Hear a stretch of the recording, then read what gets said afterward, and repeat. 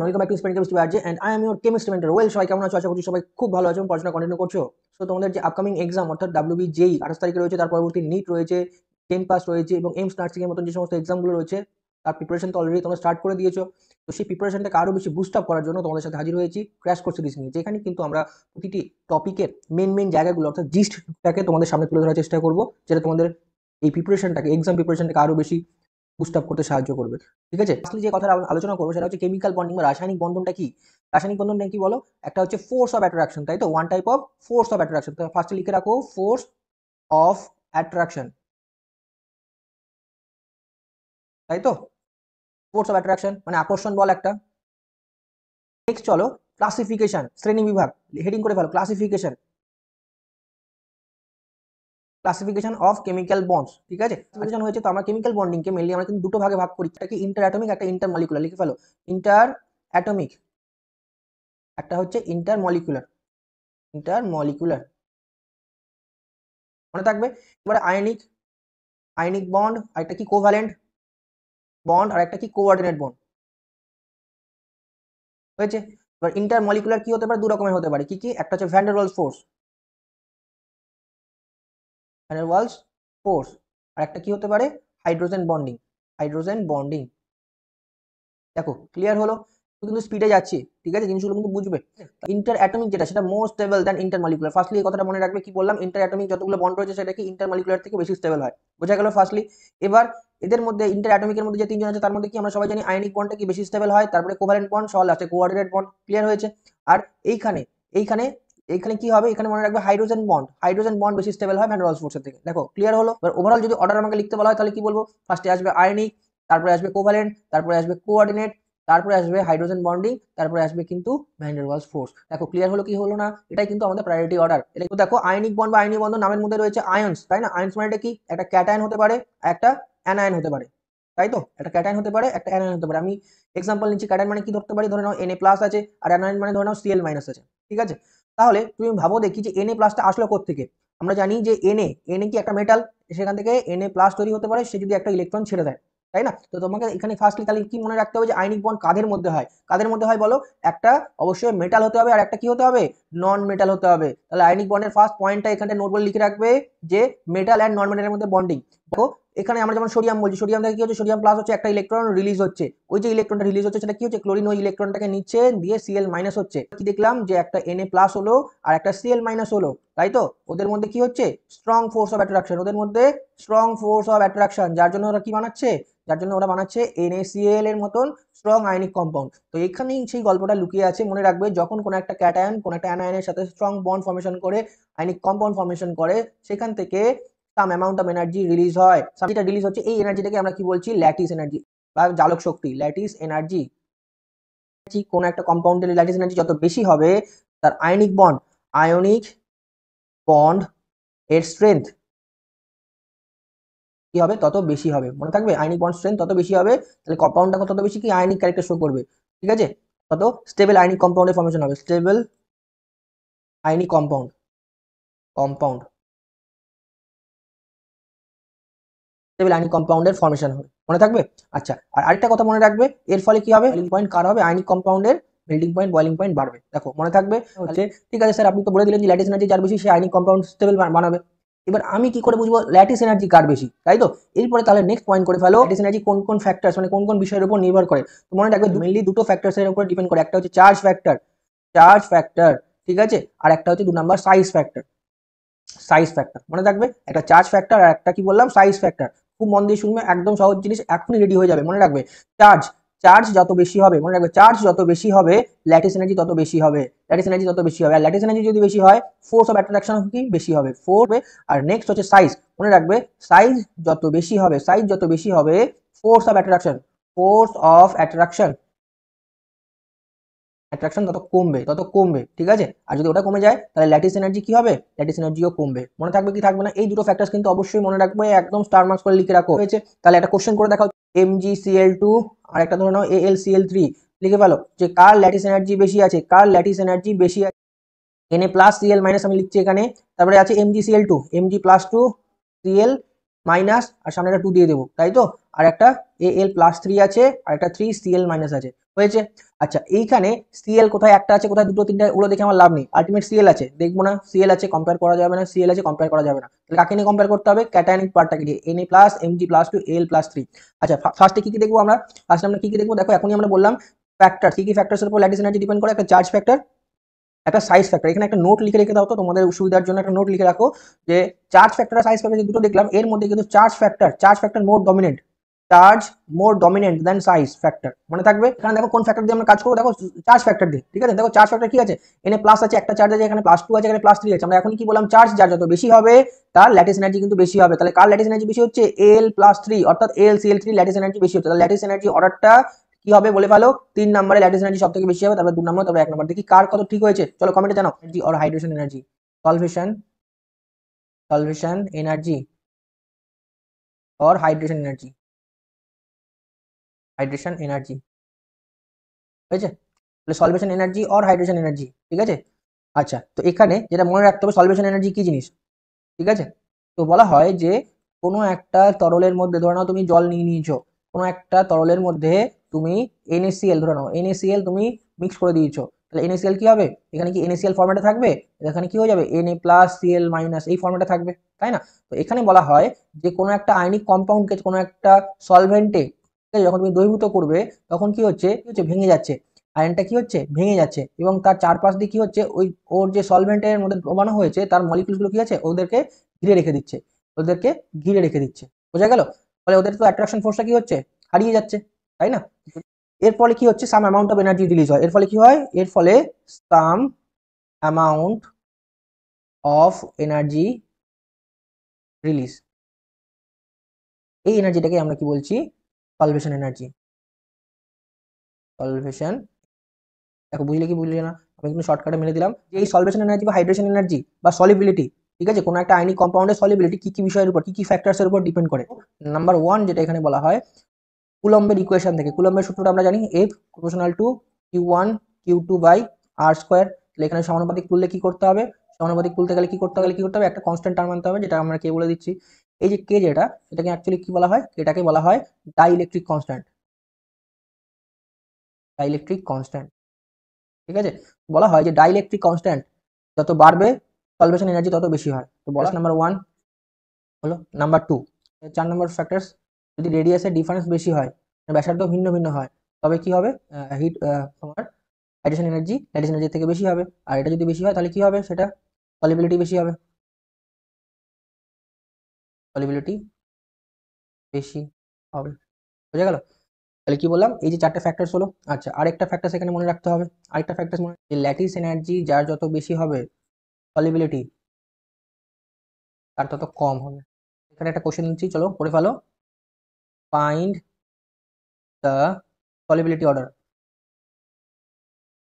solubility order, find the solubility order, ঠিক আছে। কে কে আছে, CaF2, CaCl2, CaBr2, CaI2, কি হবে, 1 নম্বর, 2 নম্বর, 4 নম্বর।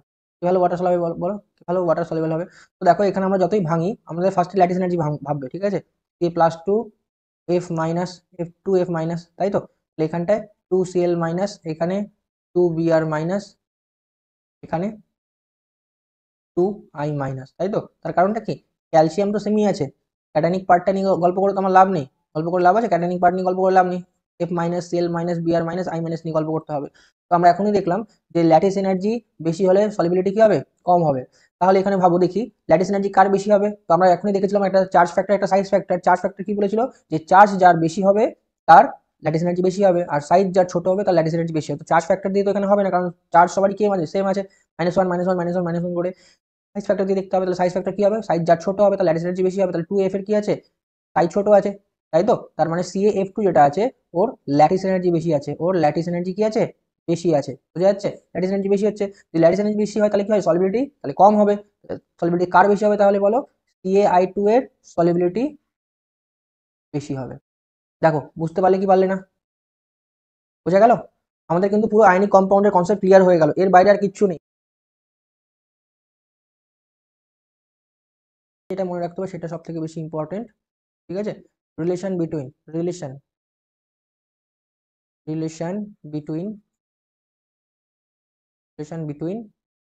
বন্ড অর্ডার একটা হচ্ছে বন্ড লেন্থ বন্ড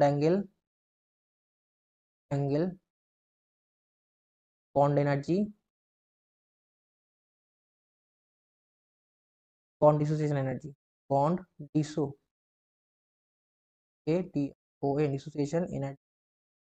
ঠিক আছে, তাহলে এদের মধ্যে কিন্তু রিলেশনটা প্রচুর ইম্পর্টেন্ট, এখান থেকে কিন্তু কোশ্চেন হয়। ফার্স্টে আসছি বন্ড অর্ডার।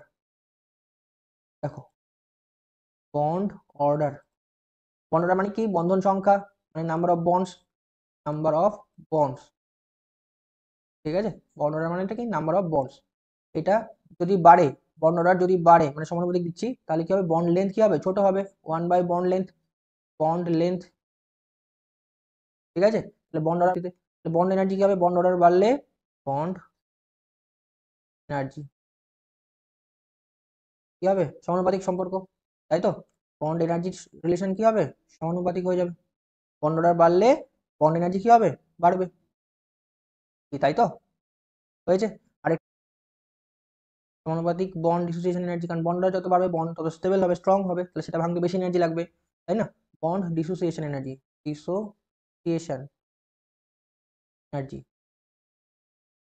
হয়েছে। আচ্ছা, আর লাস্ট কি আছে? Bond angle. তাহলে বন্ড অর্ডার যদি বাড়ে বন্ড অ্যাঙ্গেলও বাড়বে, বন্ড অ্যাঙ্গেল মনে থাকবে। বন্ড অর্ডার বাড়লে বন্ড অ্যাঙ্গেল কি হবে? বাড়বে। ক্লিয়ার হয়েছে? জিনিস দেখিয়ে দিই তোমাদের। ধরে নাও এটা কি আছে, দেখতে পাচ্ছ ডাবল বন্ড, আশা করি বোঝা যাচ্ছে। ডাবল বন্ড আছে আর এটা ট্রিপল বন্ড আছে। নাম্বার অফ বন্ডস পাশে ছিল দুটো, এখন হয়ে গেছে নাম্বার অফ বন্ডস দেখো তিনটে, তাই না? তো নাম্বার অফ বন্ডস যখন ছিল দুটো, তখন একটা ডিস্টেন্স মিনিমাম ছিল, যখনই তিনটে হলো গ্যাপটা কি আর একটু কমে গেল, বোঝা গেল? তার মানে বন্ড লেন্থটা কি হয়ে গেল? কমে গেল, বোঝা গেল? এবার তুমি আমাকে বলো বন্ড অর্ডার যেই বাড়লো, তাহলে তিনটে বন্ড দেখো, এই দুটো বন্ড আছে, আমি কিন্তু এটাকে ইজিলি বেঁকিয়ে দিতে পারছি। তো যখনই তুমি তিনটে বন্ড দেখো অনেকটা স্টেবল হয়ে আছে, তুমি সহজে বেঁকাতে পারছো না, তার মানে কি এটার স্ট্রেংথ বা বন্ডের এনার্জি কি হচ্ছে? এখানে বেশি আছে। তারপর নাম্বার অফ বন্ডস বাড়ছে, দ্যাট মিনস বন্ডের এনার্জি কি হচ্ছে? বেশি হচ্ছে। ক্লিয়ার হলো? এবার তাহলে বন্ডের এনার্জি যদি বেশি হয়, তাহলে বন্ড ডিসোসিয়েশন এনার্জি মানে একটু ভাঙতেও বেশি এনার্জি লাগবে, বোঝা যাচ্ছে এবার? আচ্ছা, এবার বন্ড অ্যাঙ্গেল, এবার খেয়াল করো বন্ড অ্যাঙ্গেল কি বলেছিলাম আমরা? যখনই কোনো ট্রিপল বন্ড মানে এসপি, দেখো এসপি হাইব্রিডাইজড আমরা জানো, আমি ধরে নিচ্ছি তোমরা হাইব্রিডাইজেশন জানো, তাহলে এটা কি এসপি হাইব্রিডাইজড, তাহলে বন্ড অ্যাঙ্গেল কত হয়? 180 হয়, তাই না? বোঝা যাচ্ছে? এবার sp2 যদি হয়, এটা তো আসলে sp2, তাই না? বন্ড অ্যাঙ্গেল কত হয়? 120। তার মানে দেখো যে নাম্বার অফ বন্ডস যেই বেড়ে গেছে বন্ড অ্যাঙ্গেলও কি হয়েছে? বেড়ে গেছে। তো বোঝা গেল যে বন্ড অর্ডারের সাথে এদের যে রিলেশনগুলো, পারবে কি পারবে না? এরপরে নেক্সট যেটা আমাদের দেখতে হবে সেটা হচ্ছে থিওরি। ফার্স্টে আসছে লিউইস থিওরি। আমি সেই ছোটবেলার সেই ছবি টবি আঁকাতে আর যাচ্ছি না, ঠিক আছে? আশা করি আমি তোমরা জানো সেই জিনিসগুলো, এখানে যে জায়গাগুলো ইম্পর্টেন্ট সেই জিনিসগুলো আমি কিন্তু এখানে মেনলি বলবো, হয়েছে? তো লিউইস থিওরি পড়তে গেলে ফার্স্ট যেই টপিকটা এখানে আমাদের অবশ্যই জানা উচিত সেটা হচ্ছে আইডেন্টিফিকেশন অফ সেন্ট্রাল অ্যাটম।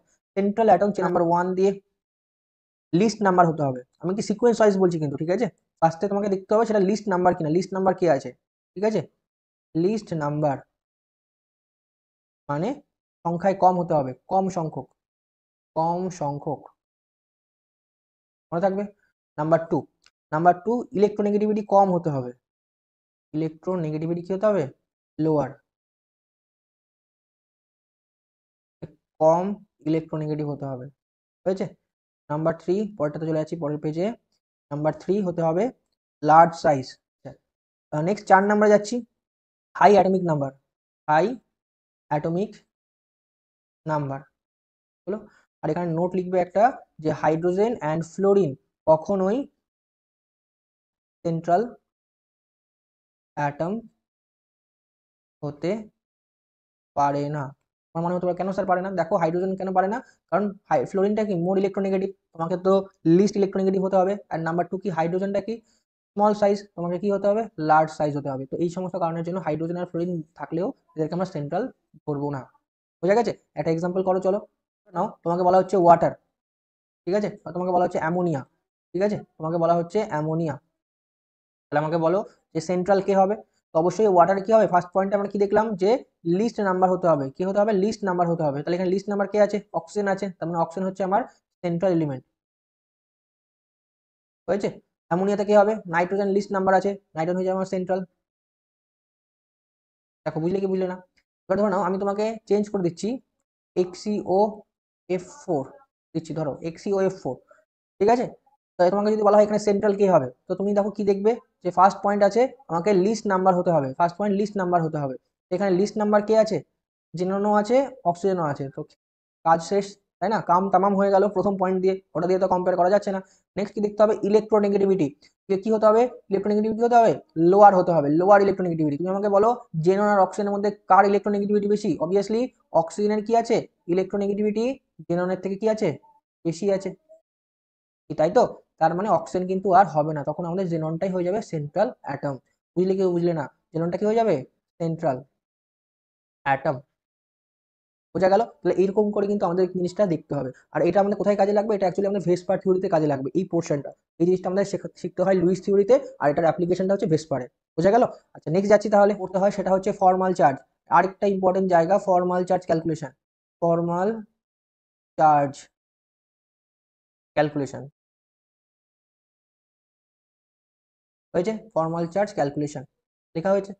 অবশ্যই এখানে মনে রাখবে ফর্মুলাটা, ফর্মাল চার্জ এফসি দিয়ে আমি বলছি, ফর্মাল চার্জ সমীকরণটা কি, ইকুয়েশনটা কি, সূত্রটা কি, দেখো total number of valence electron, valence electron minus lone pair, আমি এলপি দিয়ে লিখছি, হ্যাঁ lone pair electron minus bond pair, BP দিয়ে লিখছি, bond pair electron divided by 2, বারবার করে বলছি কিন্তু এখানে লোন পেয়ার ইলেকট্রন কিন্তু, বন্ড পেয়ার ইলেকট্রন কিন্তু, ঠিক আছে। সূত্রে কিন্তু পরীক্ষার সময় যদি আসে অনেকের ভুল হয়ে যায় এইখানটাতেই, ও লোন পেয়ার কাউন্ট করে দিয়ে চলে আসে, তো তোমাকে অ্যাকচুয়ালি লোন পেয়ার ইলেকট্রন বলেছে, কি বলেছে, লোন পেয়ার ইলেকট্রন বলেছে, মনে থাকবে।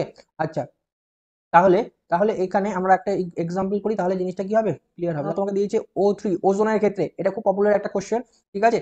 ম্যাক্সিমাম জায়গায় তোমরা PYQ দেখলে দেখতে পাবে এই কোশ্চেনটা। ধরে নিচ্ছি আমি জিনিসটার স্ট্রাকচারটা তোমাদের বলে দিচ্ছি, এইরকম ব্যাপারটা আছে, ঠিক আছে। এবার আমি এদেরকে নাম্বারিং করিয়ে দিচ্ছি, ধরে নাও এটা 1, এটা 2, এটা 3, ঠিক আছে। তো আমাকে বলো যে হ্যাঁ 2 নাম্বারের জন্য বলো, 2 নাম্বার অক্সিজেনের জন্য। এবার অনেকের মনে হতে পারে স্যার সবগুলো তো অক্সিজেন আছে, ফর্মাল চার্জ তো সেমই হওয়ার কথা, কিন্তু এই ভুলটা কেউ করবে না। দেখো অ্যাকচুয়ালি বলে রাখি, ফর্মাল চার্জটা কিন্তু কোনো একটা এলিমেন্ট বা কোনো একটা অ্যাটমের কিন্তু অ্যাকচুয়াল চার্জ না, সেটাকে কোনো একটা কম্পাউন্ডকে স্টেবল করার জন্য আমরা একটা সিউডো চার্জ নিয়ে আসি, সেটাকে অ্যাকচুয়ালি ফর্মাল চার্জ আমরা বলে থাকি। বোঝা গেল? আচ্ছা তো ধরো নাও 2 নাম্বার অক্সিজেনের জন্য, 2 নাম্বার অক্সিজেনের জন্য তোমাকে ফর্মাল চার্জ ক্যালকুলেট করতে বলা যায়, ফর্মাল চার্জ ক্যালকুলেট, চলো করে ফেলো। তাহলে আমাদের ফর্মুলাটা কি, FC formal charge equals to valence electron, valence electron, তাই না। টোটাল ভ্যালেন্স ইলেকট্রন অক্সিজেনের জন্য বের করতে বলেছে, অক্সিজেন আমরা কি জানি ভ্যালেন্স ইলেকট্রন কি করে বের করতে হয়, ভ্যালেন্স ইলেকট্রন করে বের করব। অক্সিজেন আছে আমাদের কত, গ্রুপ নাম্বার 16 আছে। তো আমি বলেছিলাম কি যখনই 10-এর উপরে আছে 10 থেকে মাইনাস করবে, 10 মাইনাস 16 করলে কত হবে, 16 মাইনাস 10 করলে 6, তার মানে ভ্যালেন্স ইলেকট্রন অক্সিজেন কত হয়েছে 6, ঠিক আছে। ভ্যালেন্স ইলেকট্রন কত হচ্ছে 6 হয়ে যাচ্ছে, হলো মাইনাস, মাইনাস এবার তোমাকে কি দেখতে হবে, বন্ড পেয়ার ইলেকট্রন, ঠিক আছে, bond pair electron divided by 2, তারপরে তুমি লেখো মাইনাস লোন পেয়ার ইলেকট্রন, ঠিক আছে। তাহলে কি হবে, অ্যাকচুয়ালি ভ্যালেন্স ইলেকট্রন হয়ে গেল 6, মাইনাস দিলাম বন্ড পেয়ার, তাহলে এখানে বন্ড কতগুলো আছে, এটার ক্ষেত্রে বন্ড দেখো 3টে আছে, 1, 2 অ্যান্ড 3, 3টে বন্ড আছে। তো যেহেতু covalent bond, bond pair electron কতগুলো হবে, তো 6টা হয়ে যাবে, 6/2 হয়েছে। এবার লোন পেয়ারটা কি করে বের করবো, তো এখানে মনে রাখবে যে লোন পেয়ার বের করার নিয়ম হচ্ছে, তোমাকে দেখতে হবে যে এলিমেন্টটা অক্টেট হয়েছে কি হয়নি, যদি না হয়ে থাকে কতগুলো ইলেকট্রন এখনো বাকি আছে, তাহলে ততগুলো ইলেকট্রন অ্যাকচুয়ালি লোন পেয়ার হিসেবে আছে, কথাটা বোঝা গেল। তাহলে এই পার্টিকুলার অক্সিজেনটার এখানে লোন পেয়ার ইলেকট্রন হয়ে যাবে 2, কেন কি করে হলো, দেখো এর কাছে আছে টোটাল, টোটাল ইলেকট্রন আছে হচ্ছে 6, ঠিক আছে। অক্টেট, অক্টেট হতে হলে লাগবে 8টা ইলেকট্রন, তাই না। তার মানে কি দুটো ইলেকট্রন ডেফিসিয়েন্ট আছে, দ্যাট ইজ 2টি ইলেকট্রন ঠিক আছে কম আছে, কম আছে। তো যে কটা ইলেকট্রন কম থাকবে সেটা হয়ে যাবে ওর লোন পেয়ার, ঠিক আছে। লোন পেয়ার ইলেকট্রন হয়ে যাবে, এই অক্সিজেনটার জন্য এর ফর্মাল চার্জ হয়ে যাচ্ছে +1, অবশ্যই +1, বোঝা গেল। তো এই করে কিন্তু আমাদের বের করতে হবে, ক্লিয়ার হয়েছে জিনিসটা। আচ্ছা নেক্সট চলে যাচ্ছি, নেক্সট চলে যাচ্ছি যেটা মোস্ট ইম্পর্টেন্ট, সেটা হচ্ছে আমাদের ফাজান্স রুল। রুলটা কি, ফাজান্স রুলে বলা হয় যে আয়নিক কম্পাউন্ডগুলোর মধ্যে কিছুটা হলেও কোভ্যালেন্ট নেচার দেখা যায়। কি দেখান এখানে বলা হয়, তোমরা হয়তো এই ছবিটা দেখেছো, আমি জাস্ট ছবিটা বলছি। এখানে একটা ক্যাটায়ন নিচ্ছি, তার আকারটা কি আছে, ছোট আছে, এটা ধরুন আমার নিউক্লিয়াস। আর একটা নিচ্ছি অ্যানায়ন, ওর পাশেই একটা নিচ্ছি অ্যানায়ন, যার আকারটা একটু বড় আছে, ঠিক আছে। তো ইন বিগিনিং এরকম ব্যাপারটা থাকে, হলো। এবার কি হয়, যারা ক্যাটায়ন হয়, অ্যানায়ন, ঠিক আছে। তো ক্যাটায়নটা কি করে, আচ্ছা, ক্যাটায়নের যেহেতু আকারটা ছোট, ওর এফেক্টিভ নিউক্লিয়াস চার্জ অনেক বেশি হয়, নিজের ইলেকট্রনকে নিজের দিকে টেনে রাখে। এবার তার পাশাপাশি ওদের সাইডে বসে থাকা কোনো ইলেকট্রন ক্লাউডকেও নিজের দিকে টেনে রাখতে চায়, ঠিক আছে। যেমন অ্যানায়ন বসে আছে পাশে, ওই অ্যানায়নের ইলেকট্রনের যে ক্লাউডটা আছে সেটাকে কি নিজের দিকে টেনে রাখার চেষ্টা করে, যার জন্য অ্যানায়নের যে শেপটা, যেটা সার্কেল ছিল, গোল ছিল, সেটা আস্তে আস্তে কি হয়, ডিফর্ম হয়ে যায়, ভেঙে যায়, বলি পোলারাইজেবিলিটি। বোঝা গেল? তাহলে গল্পটা কি হলো তাহলে, এই যে ক্যাটায়ন কি করছে, অ্যানায়নের এই ইলেকট্রন ক্লাউডটাকে নিজের দিকে টেনে রাখার চেষ্টা করছে, যার ফলে কি হচ্ছে, অ্যানায়নের সাইজটা কি হচ্ছে, একটু হলেও ডিফর্ম হচ্ছে, একটু হলেও ক্যাটায়নের দিকে মুভ করছে, ঠিক আছে। ক্যাটায়নের দিকে মুভ করছে এইরকম ভাবে। আর একটা সময় পর দেখা যাচ্ছে যে সেটা ক্যাটায়নের সাথে কি হচ্ছে, মিক্স আপ হয়ে গেছে, ক্যাটায়নের সাথে কি হয়েছে, মিক্স আপ হয়ে গেছে। যাই হোক, এই যে এরকম একটা ব্যাপারটা দেখা যায়, ঠিক আছে। তাহলে এইখানে তিনটে শব্দ আছে, এখানে তিনটে শব্দ অবশ্যই আমাদের পড়তে হবে। একটা হচ্ছে পোলারাইজেশন, পোলারাইজেশন, পোলারাইজেশন, ঠিক আছে। নাম্বার টু হচ্ছে পোলারাইজিং পাওয়ার, পোলারাইজিং পাওয়ার, একে সংক্ষেপে পিপি লিখছি, ঠিক আছে, পোলারাইজিং পাওয়ার। আর একটা আছে পোলারাইজেবিলিটি, আসছি ব্যাপারটা। তো দেখো, পোলারাইজিং পাওয়ার নিয়ে আগে আসছি, দু নাম্বার, এটা এক নাম্বার। পোলারাইজিং পাওয়ারটা কি জিনিস, তো মনে রাখবে যে ক্যাটায়ন কি করছে, অ্যানায়নের শেপটাকে ডিফর্ম করছে, ভেঙে দিচ্ছে। তো ক্যাটায়ন কি করছে, ওর এনার্জিটা অ্যাপ্লাই করছে, তবেই তো এই জিনিসটা হচ্ছে। তো সেই কারণে বলা হয় পোলারাইজিং পাওয়ারটা দেখা যায় ক্যাটায়নের ক্ষেত্রে। ক্যাটায়নের ক্ষেত্রে কি দেখা যায়, পোলারাইজিং পাওয়ার, ক্যাটায়ন, ক্যাটায়ন বলা হয়, তাহলে কি বলবো আমরা, পোলারাইজিং পাওয়ার, ঠিক আছে। আর অ্যানায়ন কি হচ্ছে, যেহেতু অ্যানায়নের শেপটা ভেঙে যাচ্ছে, যে ভেঙে যাচ্ছে সেটা কি দেখাবে, পোলারাইজেশন। তাহলে এটা কি হবে, অ্যানায়ন। ঠিক গেল, পুরো গল্পটা যে হলো, ডিফর্ম হলো, শেয়ারিং ব্যাপারটা হলো, এই পুরো ব্যাপারটাকে আমরা বলি পোলারাইজিবিলিটি। কি বলি, পোলারাইজিবিলিটি। বোঝা গেল? এই ওয়ার্ড তিনটে কিন্তু অবশ্যই একটু মাথায় রাখবে। আচ্ছা, এবার এটা কোথায় কাজে লাগবে, চলো সেই জিনিসটা একটু বলে দিই। কোথায় পোলারাইজেশন, ঠিক আছে, এই ফ্যাক্টরস, কি ফ্যাক্টরস এর উপর ডিপেন্ড করে এই যে পোলারাইজেশন বা এই ডিফরমেশন ব্যাপারটা হলো, ডিফরমেশন, ঠিক আছে। এই জিনিসটা এবার আমরা দেখতে হবে কি কি ফ্যাক্টরস এর উপর ডিপেন্ড করে। নাম্বার ওয়ান, আবার সেই size factor, size factor. Number two, charge factor, ঠিক আছে। And number three, pseudo, pseudo noble gas, noble gas factor, configuration বলে দিচ্ছি, ঠিক আছে। তাহলে কিন্তু এই যে পোলারাইজেশন, এই পোলারাইজেশনটা কিন্তু তিনটে ফ্যাক্টরস এর উপর ডিপেন্ড করে, কি কি, একটা সাইজ ফ্যাক্টর, একটা চার্জ ফ্যাক্টর, একটা সিউডো নোবেল গ্যাস ফ্যাক্টর। তো চলো এক এক করে আমরা জিনিসটা দেখে নিই, এক এক করে জিনিসটা দেখে নিই, ঠিক আছে। তো মেনলি দুটো জিনিস আছে, একটা হচ্ছে ক্যাটায়ন, ক্যাটায়ন, ঠিক আছে, একটা আছে অ্যানায়ন, হলো। তো ফার্স্টে আসছি চার্জ ফ্যাক্টর, চার্জ ফ্যাক্টর, ঠিক আছে। তো যদি ক্যাটায়ন হয়, ক্যাটায়নের ক্ষেত্রে চার্জ যার বেশি হবে, ঠিক আছে, তার পিপিও বেশি হবে, তার সিসিও বেশি হবে। মানে চার্জ যার বেশি হবে ক্যাটায়নের ক্ষেত্রে, তার পোলারাইজিং পাওয়ারটাও বেশি হবে, চার্জ কোভ্যালেন্ট ক্যারেক্টারটাও তার বেশি হবে। অ্যানায়নের ক্ষেত্রেও সেম, সেম, ঠিক আছে। মানে চার্জ বেশি হলে পিপি বেশি হবে, সিসিও বেশি হবে। বোঝা গেছে? আচ্ছা, এরপরে আসছি সাইজ ফ্যাক্টর, ঠিক আছে, ক্যাটায়ন, অ্যানায়ন, হলো। তাহলে সাইজ ফ্যাক্টর কি হবে, ক্যাটায়নের ক্ষেত্রে ফার্স্টে বলছি ক্যাটায়নের ক্ষেত্রে যদি size is inversely proportional to PP, inversely proportional to CC. বোঝা গেল? তার মানে কি, ক্যাটায়নের ক্ষেত্রে সাইজ যদি ছোট হয় তাহলে তার পিপি বেশি, পোলারাইজিং পাওয়ার বেশি হবে। সাইজ যদি ছোট হয় পোলারাইজিং পাওয়ার বেশি হবে, কোভ্যালেন্ট ক্যারেক্টারও বেশি হবে। সাইজ যদি বড় হয় পিপি কম হবে, সিসিও কম হবে। বোঝা গেল না, ব্যস্তানুপাতিক সম্পর্ক, ব্যস্তানুপাতিক, পাতিক, ঠিক আছে। আর অ্যানায়নের ক্ষেত্রে কি হবে, সমানুপাতিক, size proportional to PP, proportional to CC. বোঝা গেল? তাহলে এটা গেল আমাদের সাইজ ফ্যাক্টর, ক্যাটায়নের ক্ষেত্রে একটা, অ্যানায়নের ক্ষেত্রে একটা। আর লাস্ট যেটা, সেটা বেশি important, pseudo noble gas configuration, pseudo, pseudo noble, gas. তো নর্মাল নোবেল গ্যাস মানেটা কি? Noble gas, normal noble gas কনফিগারেশনটা কি? NH2 NP6, তাই তো? এটা গেল নর্মাল নোবেল গ্যাস কনফিগারেশন। আর সিউডো নোবেল গ্যাস কনফিগারেশনটা কি হয়? সিউডো নোবেল গ্যাস কনফিগারেশনটা মনে রাখবে NH2 NP6 আর একটা ND10। যদি এটা এক্সট্রা অ্যাড হয়ে যায় NH2 NP6 ND10, মনে থাকবে কি হলো? NH2 NP6 একটা ND10, যদি এটা চলে আসে কোথাও একটা এলিমেন্টসের মধ্যে, দ্যাট মিনস সেটা কি আছে? Pseudo, pseudo configuration. মনে থাকবে সেটা হচ্ছে যে সিউডো, সিউডো কনফিগারেশন দেখাবে যে কি হবে, তার পিপি সবচেয়ে বেশি হবে, সবচেয়ে বেশি হবে। পিপি বেশি হলে কি হবে? সিসিও বেশি হবে। হয়েছে? তো এইখানে আমাদের একটা অর্ডার, এর আগেও আমরা সিকোয়েন্স দেখেছিলাম, তাই না? যে চার্জ ফ্যাক্টর আর সাইজ ফ্যাক্টরের মধ্যে কোনটা বেশি ডমিনেটিং, তো ওখানে চার্জ ফ্যাক্টর দেখেছিলাম। এখানে মনে রাখবে অর্ডার, অর্ডার সিউডো, সিউডো সবার আগে ডমিনেট করবে। যদি কেউ সিউডো দেখায়, চোখ বন্ধ করে তাকে আগে তোমাকে প্রায়োরিটি দিতে হবে, তারপরে চার্জ, সবার লাস্টে সাইজ। বুঝা গেল? তোমাকে ধরো চারটে এলিমেন্ট দিয়ে দিল, চারটে অপশন দিল, বললো এদের মধ্যে কার কোভালেন্ট নেচার সব থেকে বেশি আছে। তার মানে আগে তোমাকে দেখতে হবে যে সিউডো কেউ আছে কিনা। যদি কেউ সিউডো থাকে, চোখ বন্ধ করে সেটা আগে হবে, তারপর দেখতে হবে যে চার্জ, তারপরে দেখতে হবে সাইজ ফ্যাক্টর। হয়েছে? তো চলো একটা কোশ্চেন করি, তবে এই জিনিসটা ক্লিয়ার হবে। আচ্ছা, তার আগে আরেকটা জিনিস বলে দিই, যেখানে সিউডো,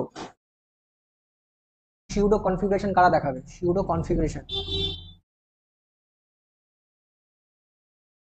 কে কে দেখায়? শর্টকাটে একটু বলে দিই, তাহলে জিনিসটা ক্লিয়ার থাকবে, মনে থাকবে। ঠিক আছে? তো মনে রাখবে গ্রুপ 11+2 +2 +2, তাহলে এই যে এরা কপার AgAu এরা সবাই +1-এ, আর জিঙ্ক ক্যাডমিয়াম মার্কারি সবাই +2-তে কি হবে? সিউডো কনফিগারেশন দেখায়। মনে থাকবে? তো এই যে চারজন ছজনের নাম, এই ছজনের নাম মনে রেখে দিলে তোমার একবারে হয়ে গেল, আর এক্সট্রা করে ইলেকট্রনিক কনফিগারেশন দেখে চেক করার কোনো দরকার নেই। বুঝে গেল? একটা কোশ্চেন দিচ্ছি, চলো। তাহলে দেখো এখানে কি হচ্ছে, ফার্স্টে দেখো কপার বসে আছে, তাই না? তো চোখ বন্ধ করে এটাকে সিউডো আছে, তো 4 নাম্বারটা সিসি অর্ডার যদি আমাকে লিখতে হবে, CC order increasing, increasing CC order, কি হবে? অবশ্যই 4 নাম্বারটা সবার আগে আসবে। বোঝা যাচ্ছে? তার কারণটা কি? এটা সিউডো, সিউডো আছে। আচ্ছা, এবার এই তিনজনের মধ্যে কার বেশি হবে? তাহলে এখানে ফার্স্টে দেখো চার্জ ফ্যাক্টর, তারপরে সাইজ ফ্যাক্টর। তো চার্জ ফ্যাক্টর কে জিতে গেল? NgCl2, তারপর 3 নাম্বারটা আগে চলে আসবে। এবার এই দুজনের মধ্যে কি হবে? দুজনে দেখো চার্জ ফ্যাক্টরটা সেমই আছে, দুজনের চার্জ ফ্যাক্টর সেম আছে, তাহলে কি কি হবে? সাইজ ফ্যাক্টর দিয়ে দেখতে হবে। তো সোডিয়াম আমরা জানি কি গ্রুপ 1-এ আছে, সোডিয়াম, লিথিয়াম আছে, সোডিয়াম আছে, পটাশিয়াম আছে, হাইড্রোজেন বললাম না, রুবিডিয়াম, সিজিয়াম, ফ্রান্সিয়াম, তাই না? এটা কি ডাউন দ্য গ্রুপ হচ্ছে, ডাউন দ্য গ্রুপ সাইজটা কি হবে?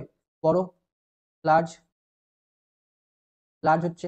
তার মানে আমরা কি জানি, সম্পর্ক সাইজ যত ছোট হবে তত সিসি বেশি হবে।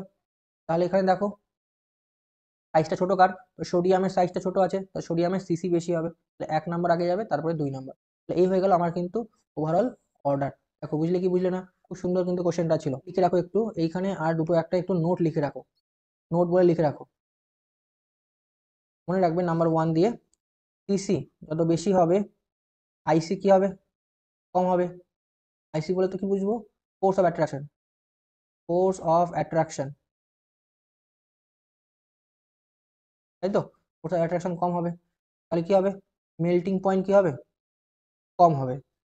ঠিক আছে? মেল্টিং পয়েন্ট যদি কম হয়, আচ্ছা, এখানে thermal stability, thermal stability decreases number দিয়ে। সিসি যত বাড়বে, সলিবিলিটি, ইন ব্র্যাকেটে লিখবে in non polar, non polar solvent. নন পোলার কোনগুলো? ডাইপোল মোমেন্ট আমরা দেখবো, ডাইপোল মোমেন্টে শিখতে পারবো, তাই না? তাও বলে রাখি, নন পোলার বলতে তো আমরা কি বুঝি? নন পোলার বলে তো কি বুঝি আমরা? বেনজিন, কেরোসিন, তাই না? পেট্রোলিয়াম, ডিজেল, পেট্রোল, এই জিনিসগুলো আমরা নন পোলার হতে পারে। CCl4 নন পোলার হতে পারে। ঠিক আছে? ওগুলো আমরা ডাইপোল মোমেন্টে শিখছি। তাহলে কি হবে? সিসি যখন বাড়বে, তাহলে সলিবিলিটি নন পোলার সলভেন্ট কি হবে? বাড়বে। পোলার সলভেন্টের সলিবিলিটি কি হবে, কমবে তাহলে, তাই না? বোঝা যাচ্ছে ব্যাপারটা? আচ্ছা, আরেকটা এখানে লিখবি colour imparting nature, colour imparting nature, imparting nature কি হবে, কালার ইম্পার্টিং নেচার বাড়বে। এই যে পয়েন্টটা হলো, এই পয়েন্টটা কিন্তু অবশ্যই একটু মাথায় রাখবে, এখান থেকে কিন্তু কোশ্চেন আসতে পারে। ধরে নাও কেমন কোশ্চেন আসতে পারে, একটা কোশ্চেন বলি তাহলে ক্লিয়ার হবে। ধরে নাও BeCO3, আরেকটা ধরে নাও 2 নম্বর, এটা 1 নম্বর ছিল, 2 নম্বর ধরে নাও দেওয়া আছে MgCO3 কার্বনেট, একটা ধরে নাও 3 নম্বর ক্যালসিয়াম কার্বনেট CaCO3, তিনটা দেওয়া আছে। Find find the order of thermal stability, thermal stability, তোমাকে ধরো এই থার্মাল স্টেবিলিটি অর্ডারটা বের করতে বলা হলো, কি হবে? তাহলে অবশ্যই দেখো কার্বনেট, কার্বনেট তো আমরা জানি এখানে কে কে আছে, বেরিলিয়াম আছে, ম্যাগনেসিয়াম আছে, ক্যালসিয়াম আছে, Be+2 আছে, Mg+2 আছে, ক্যালসিয়াম+2 আছে, এটা সেম গ্রুপের মধ্যে পড়ে, তাই না? তাহলে কি কে কে আছে, গ্রুপ 2, গ্রুপ 2 এর মধ্যে পড়ে কে কে আছে, beryllium, magnesium, calcium, strontium, barium, radium. তাহলে ডাউন দ্য গ্রুপ আসলে কি হবে, সাইজ ইনক্রিজেস, তাই না? সাইজ ইনক্রিজেস, তাহলে বেরিলিয়াম দেওয়া আছে, আর একটা ম্যাগনেসিয়াম দেওয়া আছে, আর একটা ক্যালসিয়াম দেওয়া আছে, তাহলে ক্যালসিয়ামের সাইজটা কি আছে, বড় আছে, তাই না? আমাকে সিসি দিয়ে ভাবতে হবে, সিসি দিয়ে ভাবতে হবে, তাহলে সিসি থেকে এটা কি আছে, cationic part, actually cationic part, তাই না? ক্যাটায়নিক পার্ট, ক্যাটায়নিক পার্টের ক্ষেত্রে চার্জ ফ্যাক্টর দেখো সেমই আছে, সাইজ ক্যাটায়নিক ক্ষেত্রে যার ছোট আছে তার পিপি বেশি, তাই না? সাইজ যার ছোট তার মানে সাইজটা কি আছে, স্মল সাইজ, একটা লার্জ সাইজ, তিনজনের মধ্যে যদি কম্পেয়ার করি, তার মানে সাইজ যার ছোট আছে, সাইজ ছোট হলে পিপি, ক্যাটায়নিক পার্টের ক্ষেত্রে সাইজ ছোট হলে কি হবে, পিপি বেশি হবে অ্যান্ড সিসিও বেশি হবে, বোঝা গেল? আর যদি সিসি বেশি হয়, যদি সিসি বেশি হয়, এখনই দেখলাম আমরা সিসি বেশি হয় থার্মাল স্টেবিলিটি কমবে, ওটাই চেয়েছে যে thermal stability, find order of thermal stability, CC যার বেশি তার থার্মাল স্টেবিলিটি কমবে, সিসি কার বেশি, স্মল সাইজ, তার মানে এর সিসি বেশি, থার্মাল স্টেবিলিটি কম, অর্ডারটা কি হয়ে যাবে, 3 নাম্বারটা বেশি স্টেবল হবে, তারপরে 2 নাম্বারটা, তারপরে 1। দেখো বোঝা গেল কি বোঝা গেল না? থার্মালে কিন্তু এইরকম কিন্তু কোশ্চেন হবে, ঠিক আছে? আচ্ছা, আর বাকি কোশ্চেন কিন্তু নেক্সট সেশনে অবশ্যই আলোচনা হবে, চাপ নেই, ঠিক আছে? ক্যালকুলেট হাইব্রিডাইজেশন, ঠিক আছে? তো মনে রাখবে এই হাইব্রিডাইজেশন ক্যালকুলেট করা হয় দুটো প্রসেসে, টু প্রসেস, কি কি, একটা হচ্ছে বাই স্ট্রাকচার, ঠিক আছে, আর একটা বাই ফর্মুলা, বাই ফর্মুলা হচ্ছে অ্যাকচুয়ালি তোমাকে এখানে স্ট্রাকচার গিভেন থাকবে, স্ট্রাকচার গিভেন, যেমন অর্গানিক মলিকিউলসের ক্ষেত্রে হয়, তাই না? তোমাকে স্ট্রাকচার দিয়ে দেওয়া থাকে, এখানে তোমাকে কতগুলো সিগমা বন্ড পাই বন্ড আছে সেই হিসেবে তুমি কি ক্যালকুলেট করো হাইব্রিডাইজেশন, ঠিক আছে? আর হাইব্রিডাইজেশনকে এখানে কি আমরা জেড দ্বারা বোঝাচ্ছি, হাইব্রিডাইজেশনকে আমরা জেড দ্বারা বোঝাচ্ছি, ঠিক আছে? তাহলে এখানটায় কয়েকটা জিনিস একটু বলে দিই, তাহলে জেড এর মান, জেড এর মান যদি জেড ইকুয়ালস টু যদি 2 হয়, তাহলে সেটাকে আমরা কি বলবো, এসপি হবে, স্ট্রাকচার জিওমেট্রি, অ্যাকচুয়ালি বলা হয় জিওমেট্রি, লিনিয়ার, তাই তো? জেড এর মান যদি 3 হয়, 3 হলে কি হবে, SP2 ট্রাইগুলার প্ল্যানার অর প্ল্যানার, তাই তো? জেড এর মান যদি 3 হয়, জেড ইকুয়ালস টু যদি 4 হয় তাহলে কি হবে, টেট্রাহাইড্রাল, তাই তো? জেড ইকুয়ালস টু যদি 5 হয় তাহলে কি হবে, আচ্ছা এখানে হাইব্রিডেশনটা sp3, জেড ইকুয়ালস টু 5 হয় তাহলে কি হবে, sp3d, অর কোঅর্ডিনেশনও দেখেছো dsp2, তাই না? জিওমেট্রি কি হবে, tbp, trigonal bipyramidal. Z equals to যদি 6 হয় তাহলে কি হবে, sp3d2 বা d2sp3, তাই তো? কি হয়ে যাবে, অক্টাহাইড্রাল, অক্টাহাইড্রাল, হয়েছে? তাহলে এইরকম ব্যাপারগুলো থাকবে। তাহলে এখানে কেমন ধরনের কোশ্চেন হয় তোমরা জানো, সেটা আমি যদিও এটা অর্গানিকে করাতামই, ধরে নাও সাপোজ ধরে নাও CH3 CH double bond CH, তোমার CH3, ধরে নাও এরকম একটা কম্পাউন্ড দিয়ে দিয়েছে, তোমাকে বললো হাইব্রিডেশন বের করো এই কার্বনের, তো ইজি ব্যাপার আছে, তাই না? তাহলে কি করে বের করতে হবে, এখানে আমি যে হাইড্রোজেনটা আছে ধরে নিচ্ছি, হাইড্রোজেনটা কি করে আছে, একটা হাত ছড়িয়ে ছিটিয়ে বসে আছে, তাই না? তাহলে এখানে আমরা কি দেখতে হবে, সিগমা বন্ড দেখতে হবে, ডাবল বন্ড মানে কি, একটা সিগমা একটা পাই, তাই তো, এগুলো তো আমাদের জানা আছে নাকি জানা নেই? যে ডাবল বন্ড যদি হয়, কোথাও ডাবল বন্ড হয় তাহলে একটা সিগমা একটা পাই হবে, সিঙ্গেল বন্ড হয় তাহলে সেটা সিগমা হবে, আর যদি কোথাও ট্রিপল বন্ড হয় তাহলে কি একটা সিগমা দুটো পাই হবে। আর যদি চারটে বন্ড হয় কি হবে তাহলে বলে ফেলো, চারটে বন্ড হলে কি হবে? আমি বলেছিলাম, কিন্তু এটা যারা ক্লাস করেছো আমার তারা কিন্তু জানো, একটা সিগমা দুটো পাই একটা ডেল্টা, ঠিক আছে, মনে থাকবে। এটাকে আমরা কি বলি? কোয়াড্রোপোলার বন্ড। যেটা চারটে বন্ড আছে তাদেরকে কি বলি? কোয়াড্রোপোলার বন্ড। যাই হোক, তাহলে এইখানে কি হবে তাহলে? তাহলে ওভারঅল আমাকে কি সিগমা বন্ড দেখতে হবে, কতগুলো সিগমা বন্ড হচ্ছে? পাই বন্ড দেখে লাভ নেই, তিনটে সিগমা বন্ড হচ্ছে এই কার্বনের জন্য, তিনটে সিগমা বন্ড হচ্ছে, এই সিগমা বন্ড, তাই তো। তিনটে সিগমা বন্ড হলে হাইব্রিডেশন কি হয়ে যাবে? এখনই দেখলাম, তিনটে সিগমা বন্ড হলে হাইব্রিডেশন হয়ে যাবে sp2। তাহলে এই কার্বনটার হাইব্রিডেশন কি হয়ে যাচ্ছে? sp। এই জিনিসগুলো আমরা জানি, অর্গানিকে করেছি, তাই না? এই জিনিসগুলো এরকমই হয়। আচ্ছা, এটা চলে গেল বাই। তাহলে কি স্ট্রাকচার, এবার একটা কি বাকি আছে? By formula. ঠিক আছে, চলো বাই ফর্মুলা দেখে নিই। হেডিং করো বাই ফর্মুলা। হয়েছে? তাহলে বাই ফর্মুলা কি? এখানে তোমাকে দুটো ফর্মুলা, তিনটে ফর্মুলা মনে রাখতে হবে। Number one, Z hybridisation Z equals to half into number of valence electron, number of valence electron, valence electron on central atom, হয়েছে, minus positive charge plus negative charge plus number of monovalent atom. এই হচ্ছে আমার overall sequence. ঠিক আছে, এখানে আরেকটা কি থাকবে তাহলে? এখানে নাম্বার অফ কি আছে? Monovalent atom. মনোভ্যালেন্ট কারা? মনে রাখবে যাদের কাছে একটা মাত্র ইলেকট্রন আছে, আউটার মোস্ট শেলে, ভ্যালেন্স শেলে একটা মাত্র ইলেকট্রন আছে। কে হতে পারে? ক্লোরিন হতে পারে, ক্লোরিন হতে পারে, ব্রোমিন হতে পারে, আয়োডিন হতে পারে, সোডিয়াম হতে পারে, হাইড্রোজেন হতে পারে। ঠিক আছে, তো যাদের বাইরে কক্ষপথে একটা মাত্র সিঙ্গেল ইলেকট্রন আছে, বোঝা গেল? আচ্ছা, আর যদি কোথাও প্লাস থাকে, যদি কারোর মাথায় যেমন এনে প্লাস আছে, প্লাসের জন্য একটা কি মাইনাস করতে হবে, আর মাইনাস থাকলে কি করতে হবে? তার জন্য প্লাস করতে হবে, বোঝা গেল? আচ্ছা, এটা গেল এক নম্বর সিকোয়েন্স, এক নম্বর সমীকরণ। দু নম্বর সমীকরণটা মনে রাখবে যে বিপি মানে bond pair equals to number of neighbouring atom, neighbouring atom, কতগুলো নেইবারিং অ্যাটম আছে। ঠিক আছে, তিন নাম্বার মনে রাখবে LP, LP equals to Z minus PP. ব্যাস, এই তিনটে কিন্তু ফর্মুলা তোমাকে মনে রাখতে হবে। এই তিনটে ফর্মুলা দিয়ে তোমার সম্পূর্ণ কাজ হবে। ঠিক আছে, তো চলো একবার দেখে নিই কি কাজ হতে পারে আমাদের। ঠিক আছে, তো এই তিনটে ফর্মুলা কিন্তু অবশ্যই তোমাকে কিন্তু মনে রাখতে হবে। ঠিক আছে, তো এখানে ভেসপারের একটা নোট মনে রাখবে, ফাই করতে সাহায্য করে শেপ, মলিকিউলের মলিকিউল এর শেপ চিনতে সাহায্য করে, number one. Number two, lone pair repulsion সব থেকে বেশি হয়, রিপালশন মানে বিকর্ষণ। তারপরে লোন পেয়ার বন্ড পেয়ার, তারপরে বন্ড পেয়ার বন্ড পেয়ার। হয়েছে? তিন নাম্বার মনে রাখতে হবে, যদি যদি lone pair equals to zero, তবে জিওমেট্রি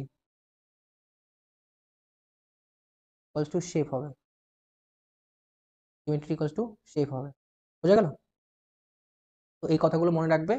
আর যখন শেপ বের করবো তখন কিন্তু লোন পেয়ারটাকে ঢেকে নিয়ে কাজ করতে হবে, ব্যাস এই কথাটাই মনে রাখতে হবে। তো চলো একটা দুটো এক্সাম্পল ট্রাই করি। ঠিক আছে, একটা কোশ্চেনের মধ্যে দিয়ে আমরা সবকিছু দেখার চেষ্টা করি। ঠিক আছে, তো ফার্স্টলি কি করতে হবে আমাকে? Z equals to half into valence electron central atom. দেখো এই যে এখানে আমরা লুইস থিওরিতে পড়েছিলাম, সেটা আমি চিনতে সাহায্য করছে। তাহলে কি হবে? যে লেস ইলেকট্রোনেগেটিভ হবে, তো জেনন আছে, জেননের ভ্যালেন্স ইলেকট্রন কি করে বের করতে হবে? তো জেনন যেহেতু আমাদের কি আছে, গ্রুপ নাম্বার 18-এ আছে, গ্রুপ নাম্বার 8-এ, তাহলে কি করতে হবে? 10 থেকে মাইনাস করো 10-এর উপরে গেলেই, তাহলে কত হয়েছে? 8। তাহলে 8 হয়ে যাচ্ছে ভ্যালেন্স ইলেকট্রন, তাহলে 8 চোখ বন্ধ করে বসিয়ে দিলাম। ঠিক আছে, এটাকে আমি একটু মুছে দিচ্ছি। এবার দেখো, পুরো কমপ্লেক্সটার উপরে বা পুরো যৌগটার উপরে কি কোনো রকম প্লাস মাইনাস চার্জ কিছু আছে? যদি প্লাস থাকতো তাহলে মাইনাস করতাম, মাইনাস থাকতো প্লাস করতাম, কিছু নেই, তার মানে এখানে চোখ বন্ধ করে আমাকে প্লাস করতে হবে। Number of monovalent atom, monovalent কোনগুলো বলো? মনোভ্যালেন্ট কোনগুলো এখনই দেখলাম, এই যে ক্লোরিন, ক্লোরিন, ব্রোমিন, আয়োডিন, যাদের কাছে একটা মাত্র ইলেকট্রন আছে, তাই না? তার জন্য কি করতে হবে? প্লাস করতে হবে। তাহলে এখানে দেখো কে আছে? ফ্লোরিন আছে, ফ্লোরিন, অক্সিজেন আছে, অক্সিজেন কি মনোভ্যালেন্ট হবে? অক্সিজেন তো মনোভ্যালেন্ট হবে না, হবে কি? হবে না। ফ্লোরিন হবে। কতগুলো আছে? দুটো আছে, এই যে দিয়ে দিলাম। ক্যালকুলেট করো, 8 প্লাস 10 টু 10/2 মানে 5, যেটা ভ্যালু 5 হচ্ছে। যদি 5 হয় তাহলে জিওমেট্রিটা কি হবে বলো? টিবিপি, তাই তো, টিবিপি।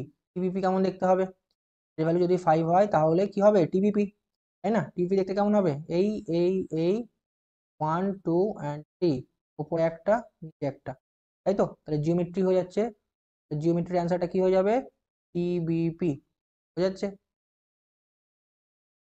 নেক্সট তাহলে কি দেখতে হবে? এবার আমি আগে বন্ড পেয়ার ক্যালকুলেট করছি, বন্ড পেয়ার বিপি। বিপি কি হবে, কতগুলো নেইবারিং অ্যাটম আছে, নেইবারিং অ্যাটম কত আছে, যে ননটা আমার সেন্ট্রাল হয় তা বাদে 3 জন আছে, তাহলে বিপি হয়ে যাবে 3।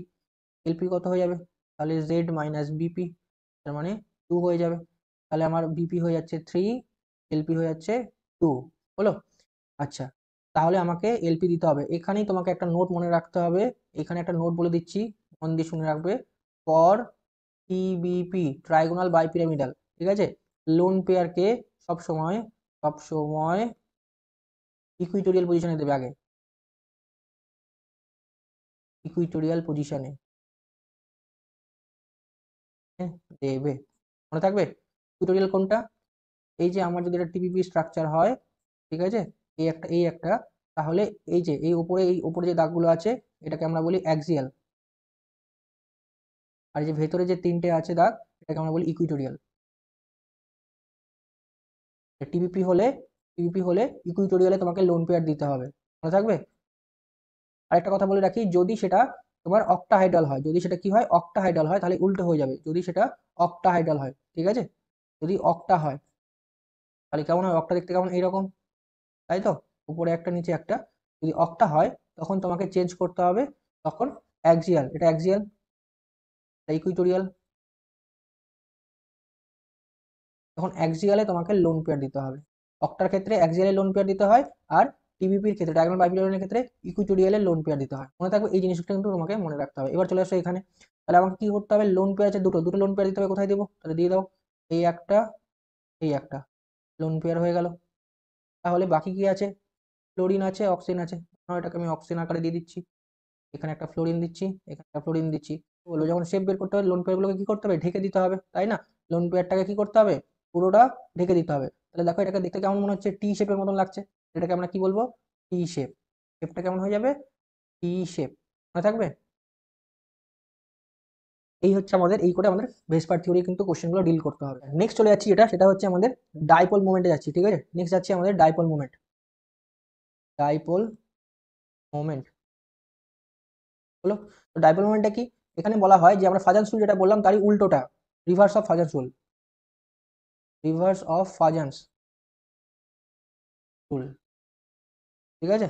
তাহলে এখানে কি বলা হয় বলেছে, এরই উল্টোটা বলেছে, বলেছে যে কোভ্যালেন্টের মধ্যে কিছুটা হলো আয়নিক দেখা যায়, কি দেখা যায়, ও বলেছে যে কোভ্যালেন্টের মধ্যে, কোভ্যালেন্ট কম্পাউন্ডের মধ্যে,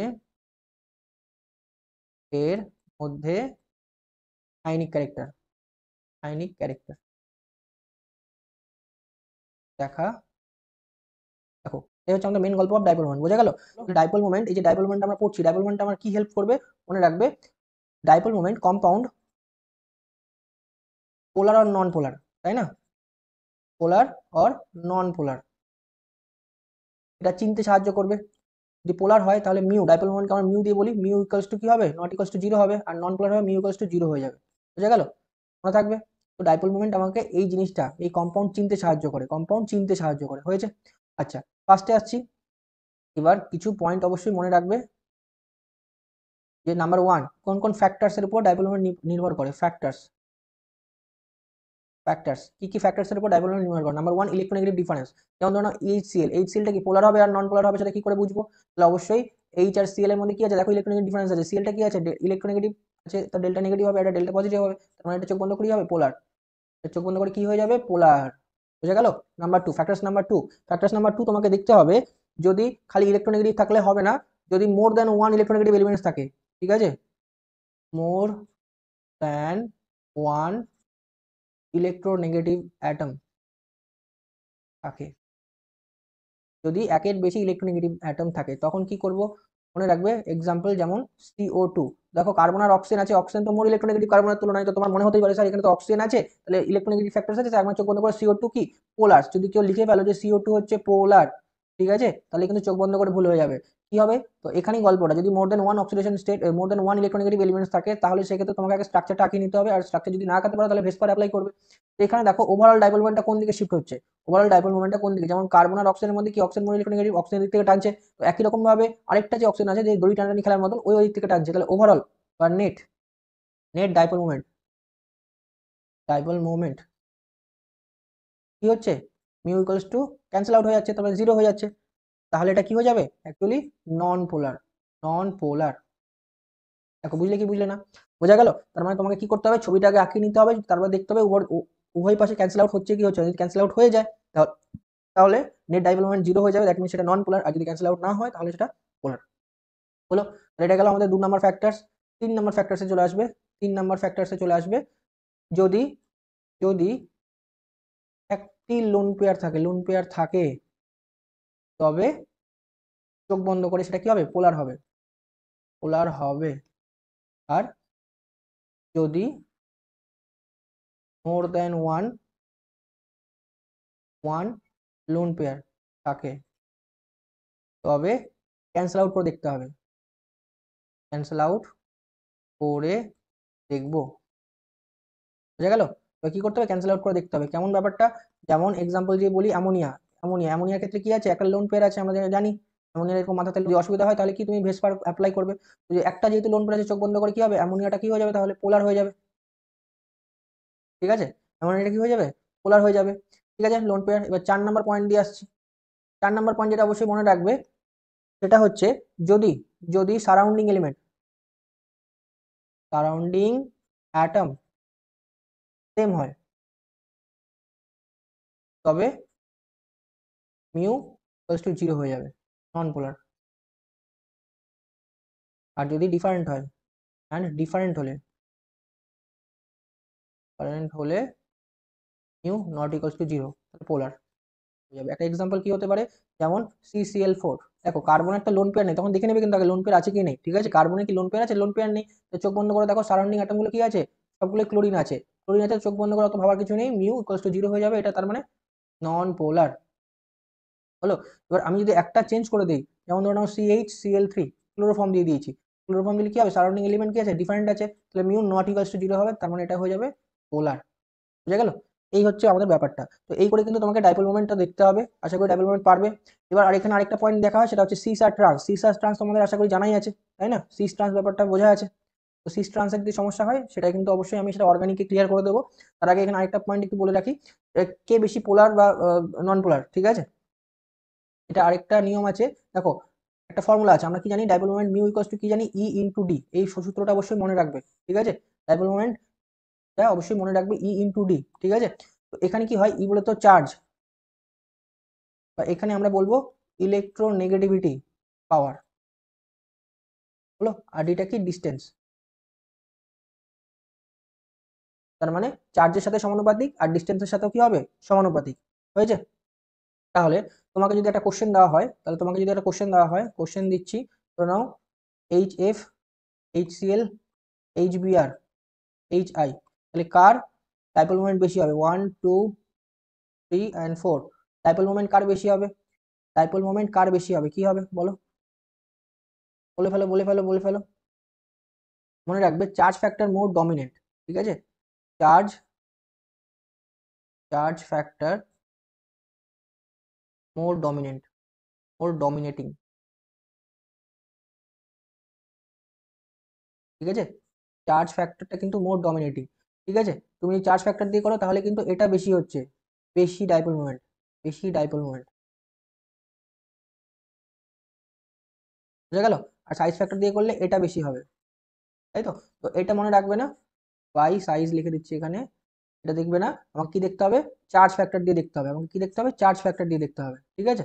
তো চার্জ ফ্যাক্টর দিয়ে হলে এটা বেশি হবে, তার মানে এটা সব থেকে বেশি, তারপর এটা, তারপর এটা, তারপর এটা। খালি একটা জায়গায় ব্যতিক্রম আছে, সেটা তোমরা আশা করি জানো, এই হ্যালো অ্যালকেন হ্যালোজিনস চ্যাপ্টারে তোমরা করেছো, একটা কোশ্চেনের ব্যতিক্রম আছে, সেখানে কি আছে, মানে আমি একটু বলে দিই, যদি CH3F, CH3Cl, CH3Br, আর একটা CH3I, হ্যালো অ্যালকেন হ্যালোজিনস চ্যাপ্টারের, এটা তোমার যদি ডাইপোল মোমেন্ট জিজ্ঞেস করে কার ডাইপোল মোমেন্ট বেশি কার কম, এইখানটায় তোমার যদি জিনিসটা জানা না থাকে তুমি কিন্তু ফেসে যাবে, ঠিক আছে? তো এটা কি হবে, মনে রাখবে এইখানে বি নাম্বারটা অ্যান্সার কারেক্ট হবে, এটাও হবে না, এটাও হবে না, ঠিক আছে? বি নাম্বারটা কারেক্ট হবে, মনে রাখবে। নেক্সট আমাদের আলোচনার বিষয় হচ্ছে ভ্যান রলস, হেডিং করো ভ্যান রলস ফোর্স, ঠিক আছে? নেক্সট আলোচনার বিষয় হচ্ছে ভ্যান রলস ফোর্স। তো ভ্যান রলস ফোর্স এখানে কি গল্প আছে, তো মনে রাখবে ভ্যান রলস ফোর্সটা কি, এটা হচ্ছে আমাদের উইক এক ধরনের ফোর্স, তাই তো? তো ভ্যান রলস ফোর্সে এটা বলা হয় যে এখানে টোটাল 5 টাইপস এর ভ্যান রলস ফোর্স আছে, কত রকমের আছে, 5 টাইপস, 5 টাইপস, 5 টাইপস আছে, ঠিক আছে। কি কি আছে একবার বলে দিই। নাম্বার 1 যেটা হচ্ছে সেটা হচ্ছে আয়ন ডাইপোল। নাম্বার 2 যেটা আছে সেটা হচ্ছে dipole dipole dipole dipole dipole dipole dipole. Ion dipole মানে বুঝতে পারছো আয়ন থাকবে, আর ডাইপোল বলে তো মানে পোলার, দ্যাট ইজ পোলার। এক্সাম্পল কি হতে পারে, যেমন HCl, ঠিক আছে, Cl ডেল্টা মাইনাস, এখানে H প্লাস, বুঝে গেল, ডাইপোল ডাইপোল। 3 নাম্বার কি হতে পারে, 3 নাম্বার কি হতে পারে, ion induce dipole, ion induce dipole. 4 number কি হতে পারে, dipole induce dipole, dipole induce dipole. 5 number কি হতে পারে, ইনডিউস ইনডিউস। 5 নাম্বার কি হতে পারে, ইনডিউস ইউস ইন। এই হচ্ছে টোটাল, ঠিক আছে। তো এখানে বলতে পারো যে ডাইপোলটা বুঝলাম, আয়নটা বুঝে নিয়েছি, ডাইপোল বুঝে নিয়েছি। এখানে ইনডিউসটা কি জিনিস, ইনডিউসটা হচ্ছে মনে রাখবে যারা ডায়াটমিক বা হোমো অ্যাটমিক বলা হয়, যারা হোমো অ্যাটমিক, যেমন ধরো O2 N2 Cl2 I2, ঠিক আছে, এদের ক্ষেত্রে কি হয়, যেহেতু সেম সেম এলিমেন্ট থাকে, তো এদের মধ্যে এই ইনডিউস ফোর্সটা কাজে দেখা যায়, বুঝে গেল, মনে থাকবে, যাদের ইলেকট্রোনেগেটিভিটি ডিফারেন্সটা সেম থাকে, ঠিক আছে। আচ্ছা যাই হোক, তো এখানে যে কোশ্চেনটা আসার মতন সেটা হচ্ছে এদের অর্ডারটা, ঠিক আছে। তো কোনটা বেশি, কোন ভ্যান ফোর্সটা সব থেকে বেশি স্ট্রঙ্গার, এরকম অর্ডার দিতে পারে। তো এখানে আমি সিকোয়েন্স ওয়াইজই সাজিয়েছি, মনে রাখবে প্রথমে আয়ন ডাইপোল সব থেকে বেশি stronger, then dipole dipole, next ion induce, next dipole induce, আর সবার লাস্টে ইনডিউস ইনডিউস। আচ্ছা, এই ইনডিউসটাকে আমরা একটা বলি ডিসপারশন ফোর্স বা লন্ডন ডিসপারশন ফোর্স, এটা একটু লিখে রাখো তো, 5 নাম্বার যেটা লিখেছো এটাকে আমরা লন্ডন ফোর্সও বলে থাকি, লন্ডন ফোর্স, আর লন্ডন ডিসপারশন ফোর্স বা ডিসপারশন ফোর্স, এরকম ভাবে দেওয়া থাকতে পারে, ঠিক আছে। ওকে, এবার এটা থেকে নোট কি কি আসবে, কোথা থেকে কোশ্চেন আসে, তো এখান থেকে নোট নাম্বার 1 যেটা, সেটা অবশ্যই মনে রাখবে যে atomic weight, atomic weight, atomic weight, ঠিক আছে, আর মলিকুলার ওয়েট, মলিকুলার ওয়েট সমানুপাতিক ভ্যান্ডার ওয়াল ফোর্স, ঠিক আছে। আমি VWF লিখে দিচ্ছি, মনে থাকবে। নাম্বার 1 মনে রাখতে হবে, অ্যাটমিক ওয়েট বা মলিকুলার ওয়েট যার যত বেশি হবে তার ভ্যান ডের ওয়ালস ফোর্স কি হবে, তত বেশি হবে। প্রথম পয়েন্ট অবশ্যই মনে রাখবে। 2 নাম্বার VWF, ভ্যান ডের ওয়ালস ফোর্স যার যত বেশি হবে তার বয়লিং পয়েন্ট তত বেশি হবে, তার বয়লিং পয়েন্ট তত বেশি হবে, হয়েছে। 3 number, 3 number branch,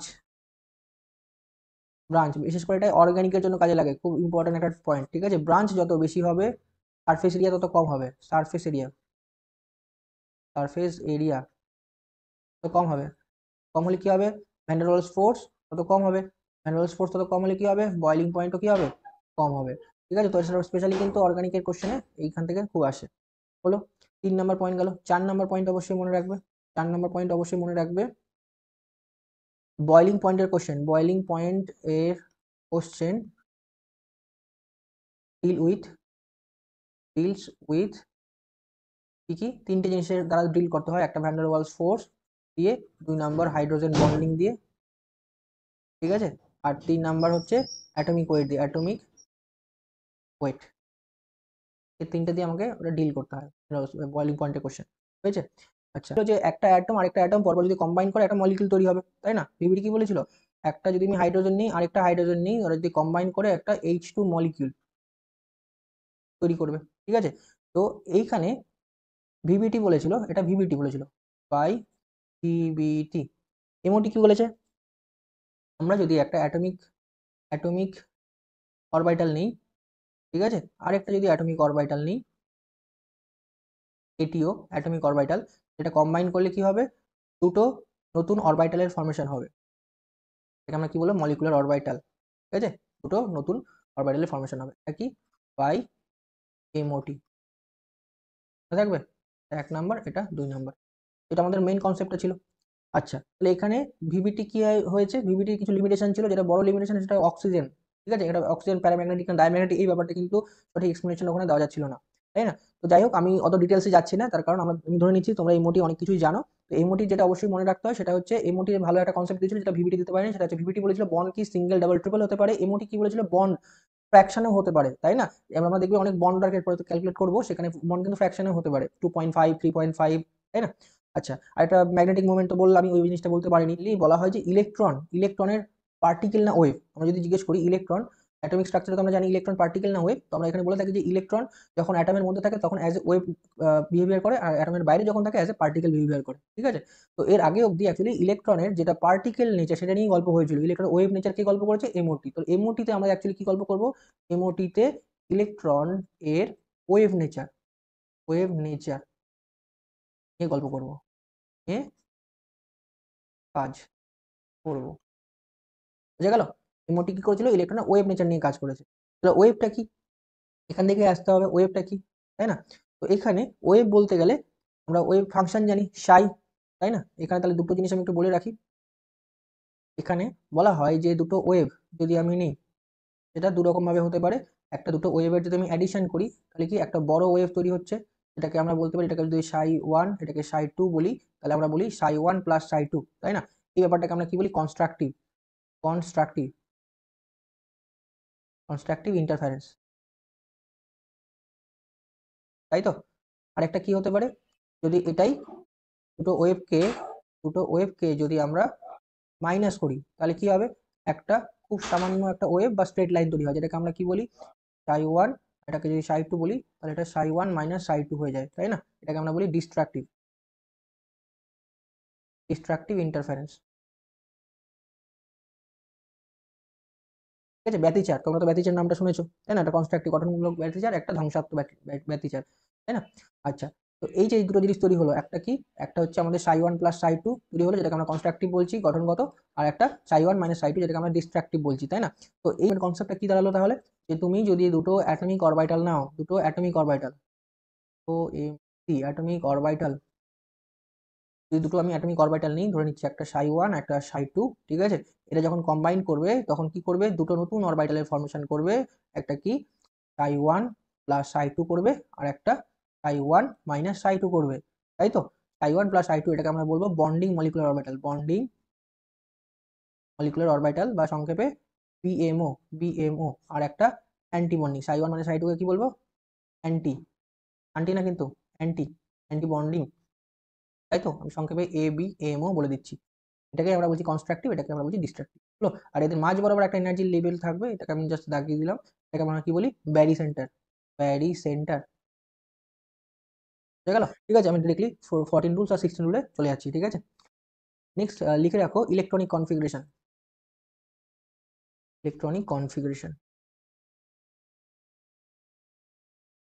of molecule,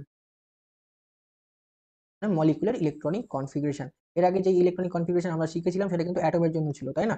example করে তুমি দেখতে পারো, যেমন ধরে নাও আমরা কার্বনের জন্য করেছি, বা নাইট্রোজেনের জন্য করেছি, বা অক্সিজেনের জন্য করেছি, তাই না?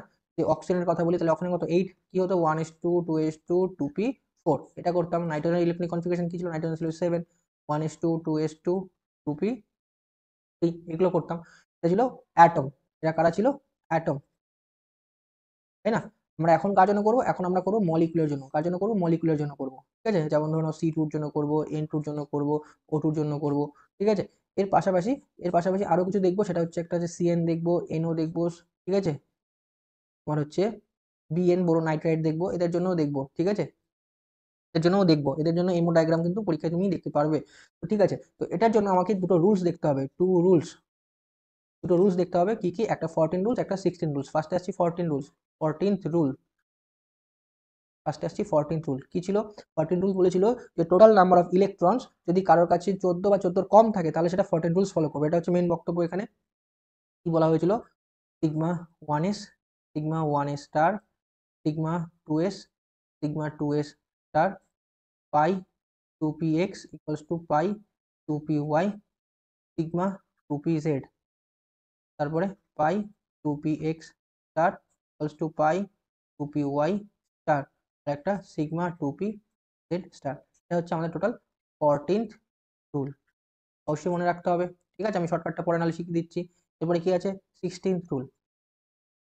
16th রুল কি বলেছিল? ঠিক আছে, লিখে রাখো, টোটাল নাম্বার অফ ইলেকট্রন 16 বা তার বেশি, এটা কি করবে? 16 রুল ফলো করবে। 16 রুলটা কি ছিল? Sigma one S star, sigma two S sigma 2s star. দেখো প্রতিটা কি আছে, দুটো করে লিখতে হচ্ছে, একটু আগে আমরা দেখলাম যে বন্ডিং হবে, একটা অ্যান্টি বন্ডিং হবে, যেগুলো স্টার সেগুলো কি অ্যান্টি বন্ডিং, আর যার কিছু মাথায় স্টার নেই সেগুলো কি বন্ডিং সব, তাই তো? আমি ধরে নিচ্ছি এগুলো কিন্তু তোমরা জানো সবই। Sigma 2pz pi 2px equals to pi 2py, তারপরে pi 2px star equals to pi 2py star, আর লাস্টে দিতে হবে সিগমা 2pz স্টার। এটা হচ্ছে আমাদের 16 রুলস, ঠিক আছে? আচ্ছা বেশ, এবার এইখানে এইখানে আরেকটা কথা একটু মনে রাখবে, সেটা কি মনে রাখবে, যদি যদি কারোর ক্ষেত্রে if bond order equals to zero হয়ে যায়, যদি কারোর ক্ষেত্রে বন্ড অর্ডার জিরো হয়ে যায়, দ্যাট মিনস সেটা কি নট এক্সিস্ট ইন, মনে থাকবে এই কথাগুলো মনে রাখবে। আচ্ছা, 14 রুল আর 16 রুলের মধ্যে ডিফারেন্সটা কি আছে, যদি আমরা দেখতে চাই 14 রুল আর 16 রুলের মধ্যে ডিফারেন্সটা কি আছে, তো দেখো এখানে খুব বেসিক ডিফারেন্স আছে। প্রথম দিকে সবগুলো সেম সেমই আছে, তাই না? শেষের দিকে দেখো, এখানে দেখো এখান থেকে চেঞ্জ হওয়ার স্টার্ট হয়েছে, মনে পড়ছে? তো দেখো এখানে ফার্স্ট টাইম যেটা মনে রাখার জন্য আমি দুটো একটা টেকনিক তোমাদের শিখিয়ে দিই। 14th রুল টেকনিক মনে রাখার জন্য, পাই সিগমা, ঠিক আছে? অ্যান্ড 16th রুল টেকনিক কি হবে, সিগমা পাই পাই সিগমা, মনে থাকবে?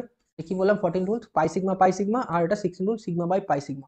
কেন ব্যাপারটা, কেন ব্যাপারটা বলো তো? দেখো এখনই দেখো, আমরা যে 14 রুল করেছি, 14 রুল দেখো যে পাই আছে, দুটো পাই আছে, তুমি আগে পাই দিলে, তারপরে কি আসবে সিগমা, তারপরে আবার পাই, তুমি আশা করি জেনে যাবে একটা পাই হলে একটা পাই স্টারই হবে, পাই তারপরে সিগমা আসছে, তাই না? পাই সিগমা এইভাবে। আর এখানে যদি বলি তাহলে কি হবে, আগে খেয়াল করে দেখো এইটুকুটা সেমই ছিল, তারপরে সিগমা, ফার্স্টে সিগমা চলে এসেছে, তারপরে পাই, তারপরে আবার পাই, তারপরে সিগমা, মানে সিগমা বাই পাই সিগমা, ওটাই আমরা লিখলাম 16-এ সিগমা পাই সিগমা, আর 14-এ পাই সিগমা। এটা আমার শর্টকাটে মনে রাখার জন্য হয়েছে। এবার তাহলে আমাদের যে মলিকিউলসগুলো আমাদের দেখতে হবে, মেনলি বন্ড অর্ডার ক্যালকুলেশন আসে, তো সেটা একটু দেখে নিই, তাহলে এই পোর্শনটা আমাদের শেষ হয়ে যাবে, ঠিক আছে? তো মেনলি তোমাদের কার্বন বা ওগুলো তো তোমরা পেরে যাবে, মেনলি আমি তাহলে নাইট্রোজেন আর অক্সিজেনের গল্পটা দেখাচ্ছি, ঠিক আছে? তো চলো ফার্স্টে আসছি, তাহলে নাইট্রোজেন, N2 মলিকিউলসের ক্ষেত্রে বলছি N2 plus, N2 minus, N2 minus, এই চারটার ক্ষেত্রেই তোমাকে দেখতে হবে। একই রকম ভাবে অক্সিজেনের ক্ষেত্রেও দেখতে হবে। তো ফার্স্টে আমি কি নাইট্রোজেনের জন্য করছি, কি করে ক্যালকুলেট করবো একটা দেখিয়ে দিই। ধরো নাও নাইট্রোজেনের জন্য করছি, ঠিক আছে? ধরো নাইট্রোজেন N2 বলে কি এন একটা আর একটা এন, নর্মাল নাইট্রোজেনের কত 7, এরও 7, টোটাল কত হচ্ছে 14, তাহলে এটা কোন রুল ফলো করবে মনে রাখবে অবশ্যই, তাহলে এটা আমাদের কি 14 রুল ফলো করবে, তাই না? তাহলে 14 রুলটা আমাদের কি ছিল, sigma 1s star, sigma 2s, sigma 2s star, তারপরে পাই সিগমা, তাই না? পাই 2px equals to pi 2py, তারপরে রাখলাম সিগমা 2pz, ঠিক আছে? তারপরে কি আসবে, পাই সিগমা হলো, আবার পাই সিগমা আসবে, পাই 2px star equals to pi 2py star, লাস্টে সিগমা 2pz স্টার, হয়েছে? এবার ফিল আপ করো, দেখো ঠিক আছে, 14 আছে, তোমাকে 14 টাকা ফিল আপ করতে হচ্ছে, সবাইকে কি ম্যাক্সিমাম দুটো করে দিতে পারবো, তাই তো? আমরা হুন্স রুল, আবার প্রিন্সিপাল, পাউলি এক্সক্লুশন সব পড়েছি আগে অ্যাটমিক স্ট্রাকচারে, 2 2 4 5 6 7 8 9 10 11 12 13 14, ব্যাস কমপ্লিট হয়ে গেল। এবার তাহলে এখান থেকে কি বের করতে হবে, এখান থেকে যে জিনিসটা আমাদের বের করতে হবে সেটা হচ্ছে আমাদের বন্ড অর্ডার বের করতে হবে। কি বের করতে হবে, বন্ড অর্ডার। বন্ড অর্ডার কত হবে বলো, কি করে বের করতে হবে, বন্ডিং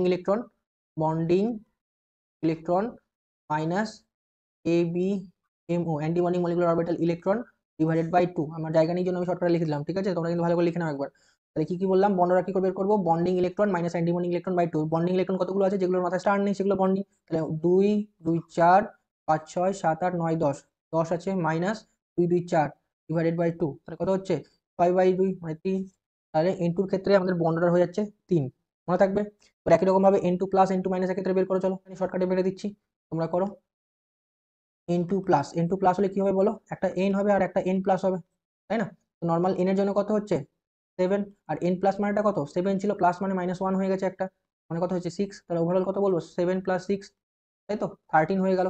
মানে এটা কোন রুল ফলো করবে? তো এখানে একটা কথা বলে রাখি, মনে রাখবে যতই প্লাস হোক আর মাইনাস হোক, ঠিক আছে, ওরা অলওয়েজ কিন্তু ওদের মাদার এলিমেন্ট বা প্যারেন্ট এলিমেন্টকেই ফলো করবে, মানে যেখান থেকে ওরা তৈরি হয়েছে, তাই না?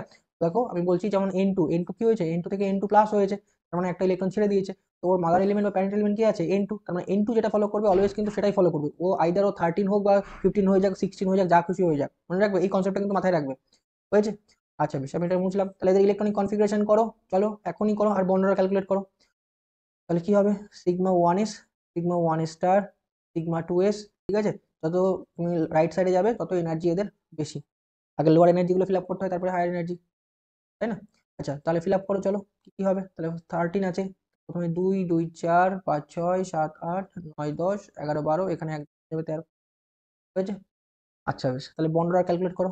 বন্ড অর্ডার ইকুয়ালস টু কি হবে, bonding electron minus anti bonding electron by 2। Bonding কটা আছে, দুটো আছে, দুটো 4টে, 5টা 6টা 7টা 8টা 9টা, 9টা মাইনাস, মাইনাস পেন লিখছে না কেন, 9টা মাইনাস এখানে অ্যান্টি বন্ডিং এ কটা আছে, দুটো, দুটো 4টে বাই 2, তাহলে কত হলো দেখো 5/2 মানে 2.5, ঠিক আছে। তো যেটা হচ্ছিল যে ফ্র্যাকশনও হতে পারে বন্ড, যেটা আমাদের এমওটি দিয়েছিল, ভিভিটি দিতে পারিনি, তো এখান থেকে আমাদের সেই কনসেপ্টটা চালু হয়ে গেল। তো ইন্টুর ক্ষেত্রে বন্ড অর্ডার কত হচ্ছে, বন্ড অর্ডার হয়ে যাচ্ছে 2.5, ঠিক আছে। 2.5 মাইনাসের জন্য করো হবে, আর একটা এন মাইনাস হবে, নর্মাল এনের জন্য কত 7, আর এন মাইনাসের জন্য 7, আর মাইনাসের জন্য +1 8, কত হয়ে যাবে 15 হয়ে যাবে। তো দেখো তোমার মনে হতে পারে স্যার আমাদের তো 15 রুল শেখানো হয়নি, 14 হয়েছে আর 16 হয়েছে। তো আমি কি বললাম একটু আগে যে কনসেপ্টটা, যদি কোনো এলিমেন্টস যেখান থেকে তৈরি হচ্ছে, যেমন N2 থেকে কি হচ্ছে, N2 মাইনাস হচ্ছে, একটা ইলেকট্রন অ্যাকচুয়ালি গেইন করেছে, N2 মাইনাস হয়েছে, তাহলে ওর কি প্যারেন্ট এলিমেন্টকে ফলো করবে, প্যারেন্ট এলিমেন্ট, মানে এখানে 14 রুলসটাই কিন্তু ফলো হবে, হয়েছে। আচ্ছা তাহলে করে ফেলো, চলো বন্ড অর্ডারটা ক্যালকুলেট করো, চলো বন্ড অর্ডারটা ক্যালকুলেট করে ফেলো দেখি কি হবে। আমি ডিরেক্টলি তাহলে তার আগের ইয়েটা থেকে বলে দিচ্ছি। 15 হচ্ছে, তো তার মানে এখানটা আমার 2 2 4 5 6 7 8 9 10 11 12 13 14, এরপরে আরেকটা আসবে পাই 2p(x) equals to pi 2py star, একটা আসবে সিগমা 2p(z)। তাহলে আমার এখানে যদি আমার 15 ফিল আপ করতে হয়, তাহলে এখানে 2 2 4 5 6 7 দিতে হবে। আমার বন্ডরা এক্ষেত্রে কি দাঁড়াচ্ছে, বন্ডিং দাঁড়াচ্ছে দুটো, দুটো 4টে, 5টা 6টা 7টা 8টা 9টা 10টা, 10টা ওটা দাঁড়াচ্ছে, বন্ড অর্ডার দাঁড়াচ্ছে 10টা, মানে বন্ডিং মাইনাস অ্যান্টি বন্ডিং এ করা দাঁড়াচ্ছে 2 2 4 5, 5/2 কত 2.5 দাঁড়িয়ে যাচ্ছে, তাই তো। ওকে, লাস্ট একটার জন্য করো, চলো লাস্ট কি বাকি আছে, ইন্টু 2 মাইনাস, 2 মাইনাসের জন্য করো, তাহলে কি হবে, একটা এন মাইনাস আরেকটা এন মাইনাস, এরকম ভাবে কত হবে 7 + 1, আমি একবারে করে দিচ্ছি 8 + 8 16। দেখো তোমার 16 যতই হোক না কেন, তুমি যদি 16 রুলস ফলো করে দাও তাহলে কিন্তু ভুল হয়ে যাবে, ঠিক আছে। এটা কি ফলো করবে, আমাদের 14th, কেন, ডিউ টু প্যারেন্ট এলিমেন্ট, মনে থাকবে। তো এর বন্ড অর্ডারটা ক্যালকুলেট করো, চলো আছে 10 মাইনাস 6/2 কত হচ্ছে 4/2 হয়ে যাচ্ছে, তো হলো। তাহলে ওভারঅল আমাদের বন্ড অর্ডারটা কি দাঁড়ালো, বন্ড অর্ডার দেখো সবগুলোর ক্ষেত্রে আমরা বের করলাম, তাই তো। হোমওয়ার্ক করবে কার জন্য, O2 প্লাস, O2 মাইনাস, আর একটা O2 মাইনাস, এর জন্য কিন্তু অবশ্যই বাড়িতে একবার প্র্যাকটিস করে নেবে, হয়েছে। এর জন্য লাস্ট আরেকটা জিনিস করিয়ে দিই, সেটা হচ্ছে সিএনটা করে দিচ্ছি, ঠিক আছে। সিএন একটা সিএন মাইনাস করে দিচ্ছি।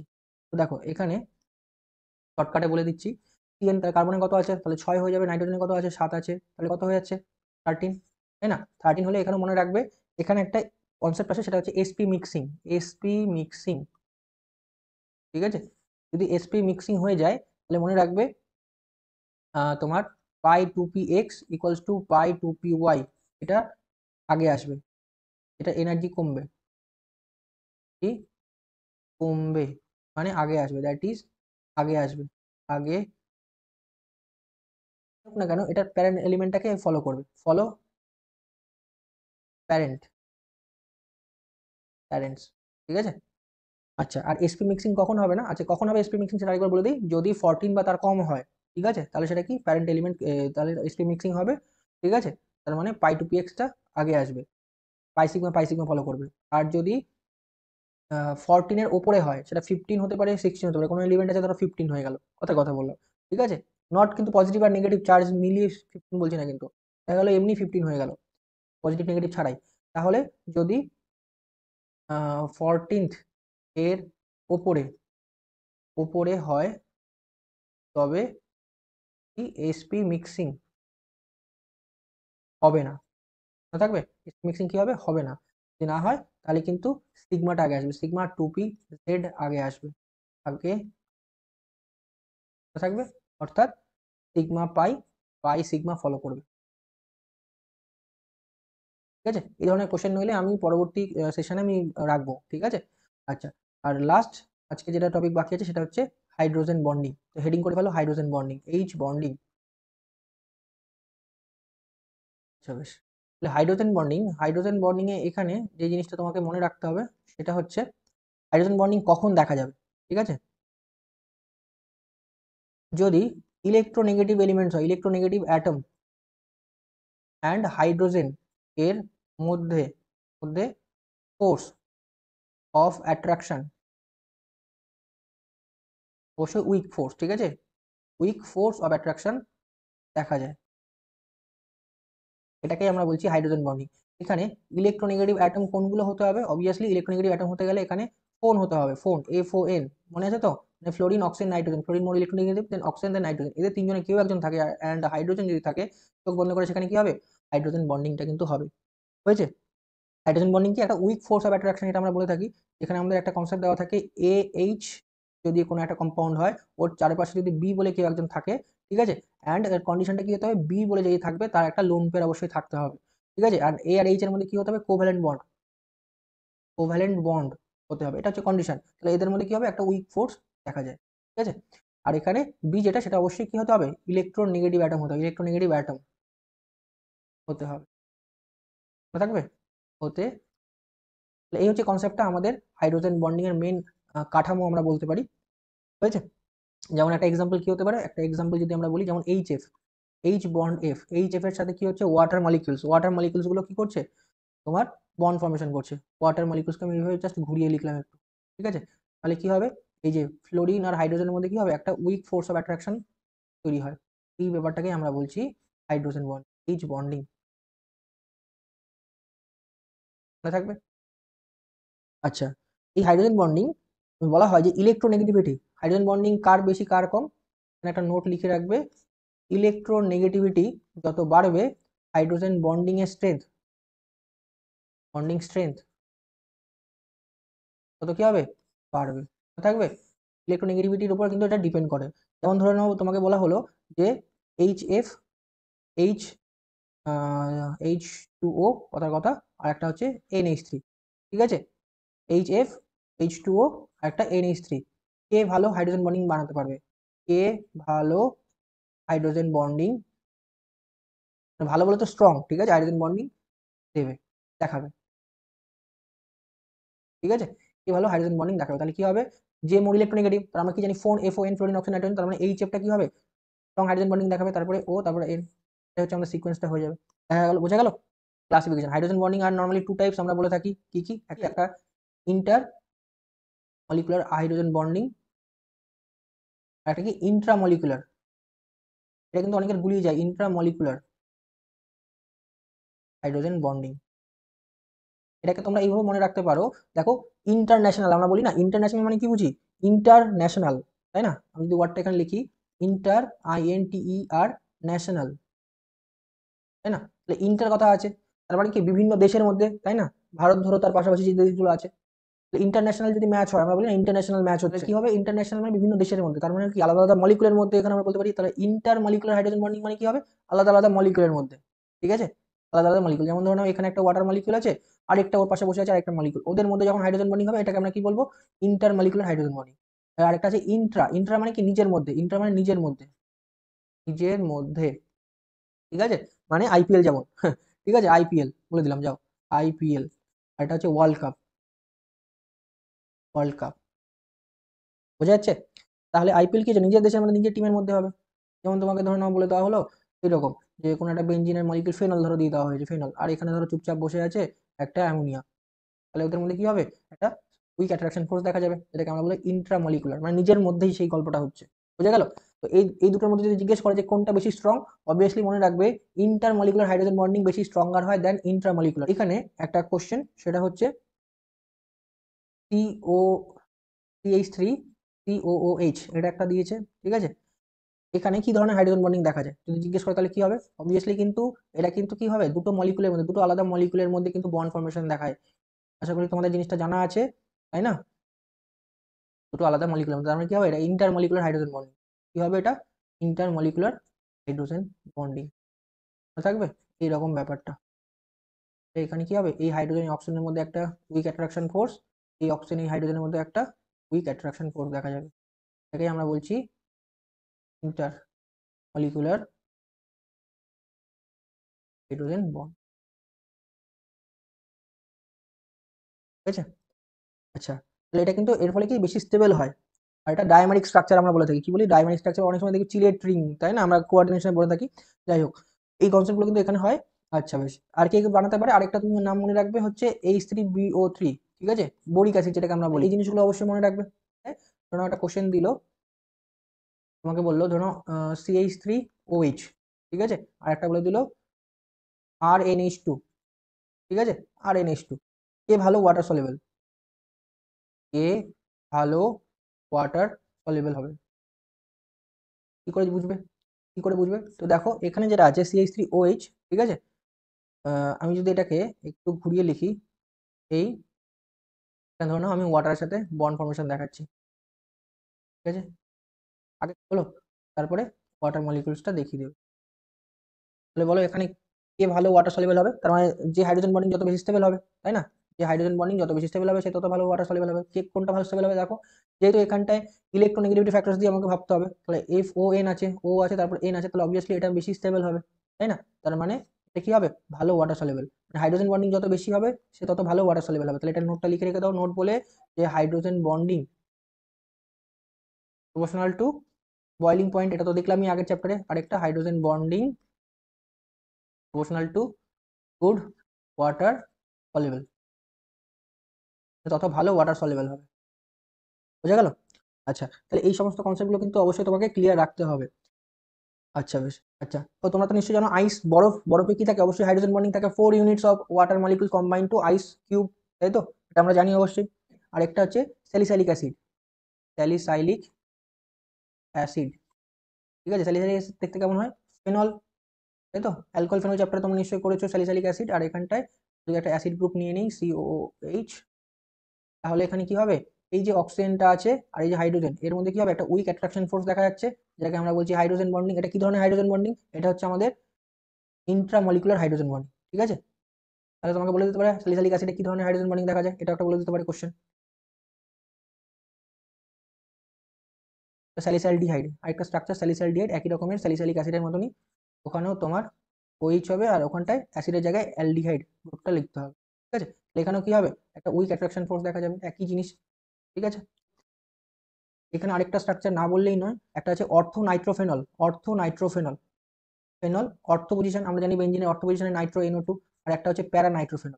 আমাকে বলতে পারে যে এখান থেকে কে বেশি স্টেবল, কে বেশি ভালো ওয়াটার সলিউবল হতে পারে, বা কে ভালো তোমার স্টেবল, কি বলবে, কার মেল্টিং পয়েন্ট বা বয়লিং পয়েন্ট বেশি, এরকম কোশ্চেন করতে পারে। তাহলে কি হবে, তো অবশ্যই মনে রাখবে এই যে এখানে যেটা আছে NO2, তাই না, NO2 কি হবে, আমি যদি একটু ভেঙে লিখি তাহলে অবশ্যই এই জিনিসটা এখানে হবে, ডাবল বন্ড ও, এখানে একটা O মাইনাস ফর্মেটে থাকে, হাইড্রোজেন প্লাস ফর্মেটে থাকে, এদের মধ্যে কি হবে, একটা উইক অ্যাট্রাকশন ফোর্স দেখা যাচ্ছে। একই রকম ভাবে যদি এটাকে দেখতে যাই, এখানে কিন্তু এইরকম ব্যাপারটা দেখা যাবে না, এখানে তোমাকে আরেকটা মলিকিউলস নিয়ে আসতে হবে, তবেই কিন্তু সেই কনসেপ্টটা ঠিকঠাক ম্যাচ করবে, তাই না। তাহলে এই যে ব্যাপারটা, এখানে একটা উইক অ্যাট্রাকশন ফোর্স দেখা যাচ্ছে, এইখানেও একটা অ্যাকচুয়ালি উইক অ্যাট্রাকশন ফোর্স দেখা যাবে, বোঝা গেল। তাহলে এখানে খেয়াল করবে এটা কি ধরনের, এটা হচ্ছে ইন্ট্রা, আর এটা হচ্ছে ইন্টার। আমরা এখনই বললাম ইন্টার মলিকুলার হাইড্রোজেন বন্ডিং কি হয়, মোর স্টেবল হয়, তার জন্য এটা কি যদি জিজ্ঞেস করে কে বেশি স্টেবল, অবভিয়াসলি এটা বেশি স্টেবল হবে, প্যারানাইট্রোফেনল, তাই না। এটা হচ্ছে অর্থো নাইট্রোফেনল, এটা প্যারা, প্যারানাইট্রোফেনল যে স্টেবিলিটি জিজ্ঞেস করে, প্যারানাইট্রোফেনল বেশি স্টেবল হবে। যদি মেল্টিং বয়লিং পয়েন্ট জিজ্ঞেস করে তাহলে এর বেশি বয়লিং পয়েন্ট বেশি হবে। যদি সলিবিলিটি জিজ্ঞেস করে ইন ওয়াটার, তাহলে এ ভালো ওয়াটার সলিবল হবে। ব্যাস, এই যে কোশ্চেনগুলো, এগুলো দিয়ে হয়ে যাবে, ঠিক আছে। তাহলে এই হলো আমাদের ওভারঅল কিন্তু কেমিক্যাল বন্ডিং, ঠিক আছে, একদম পুরো কেমিক্যাল বন্ডিং এর মেন মেন জায়গাগুলো কিন্তু কনসেপ্টগুলো ক্লিয়ার করা হয়েছে। আশা করি তোমাদের যথেষ্ট হেল্পফুল হবে।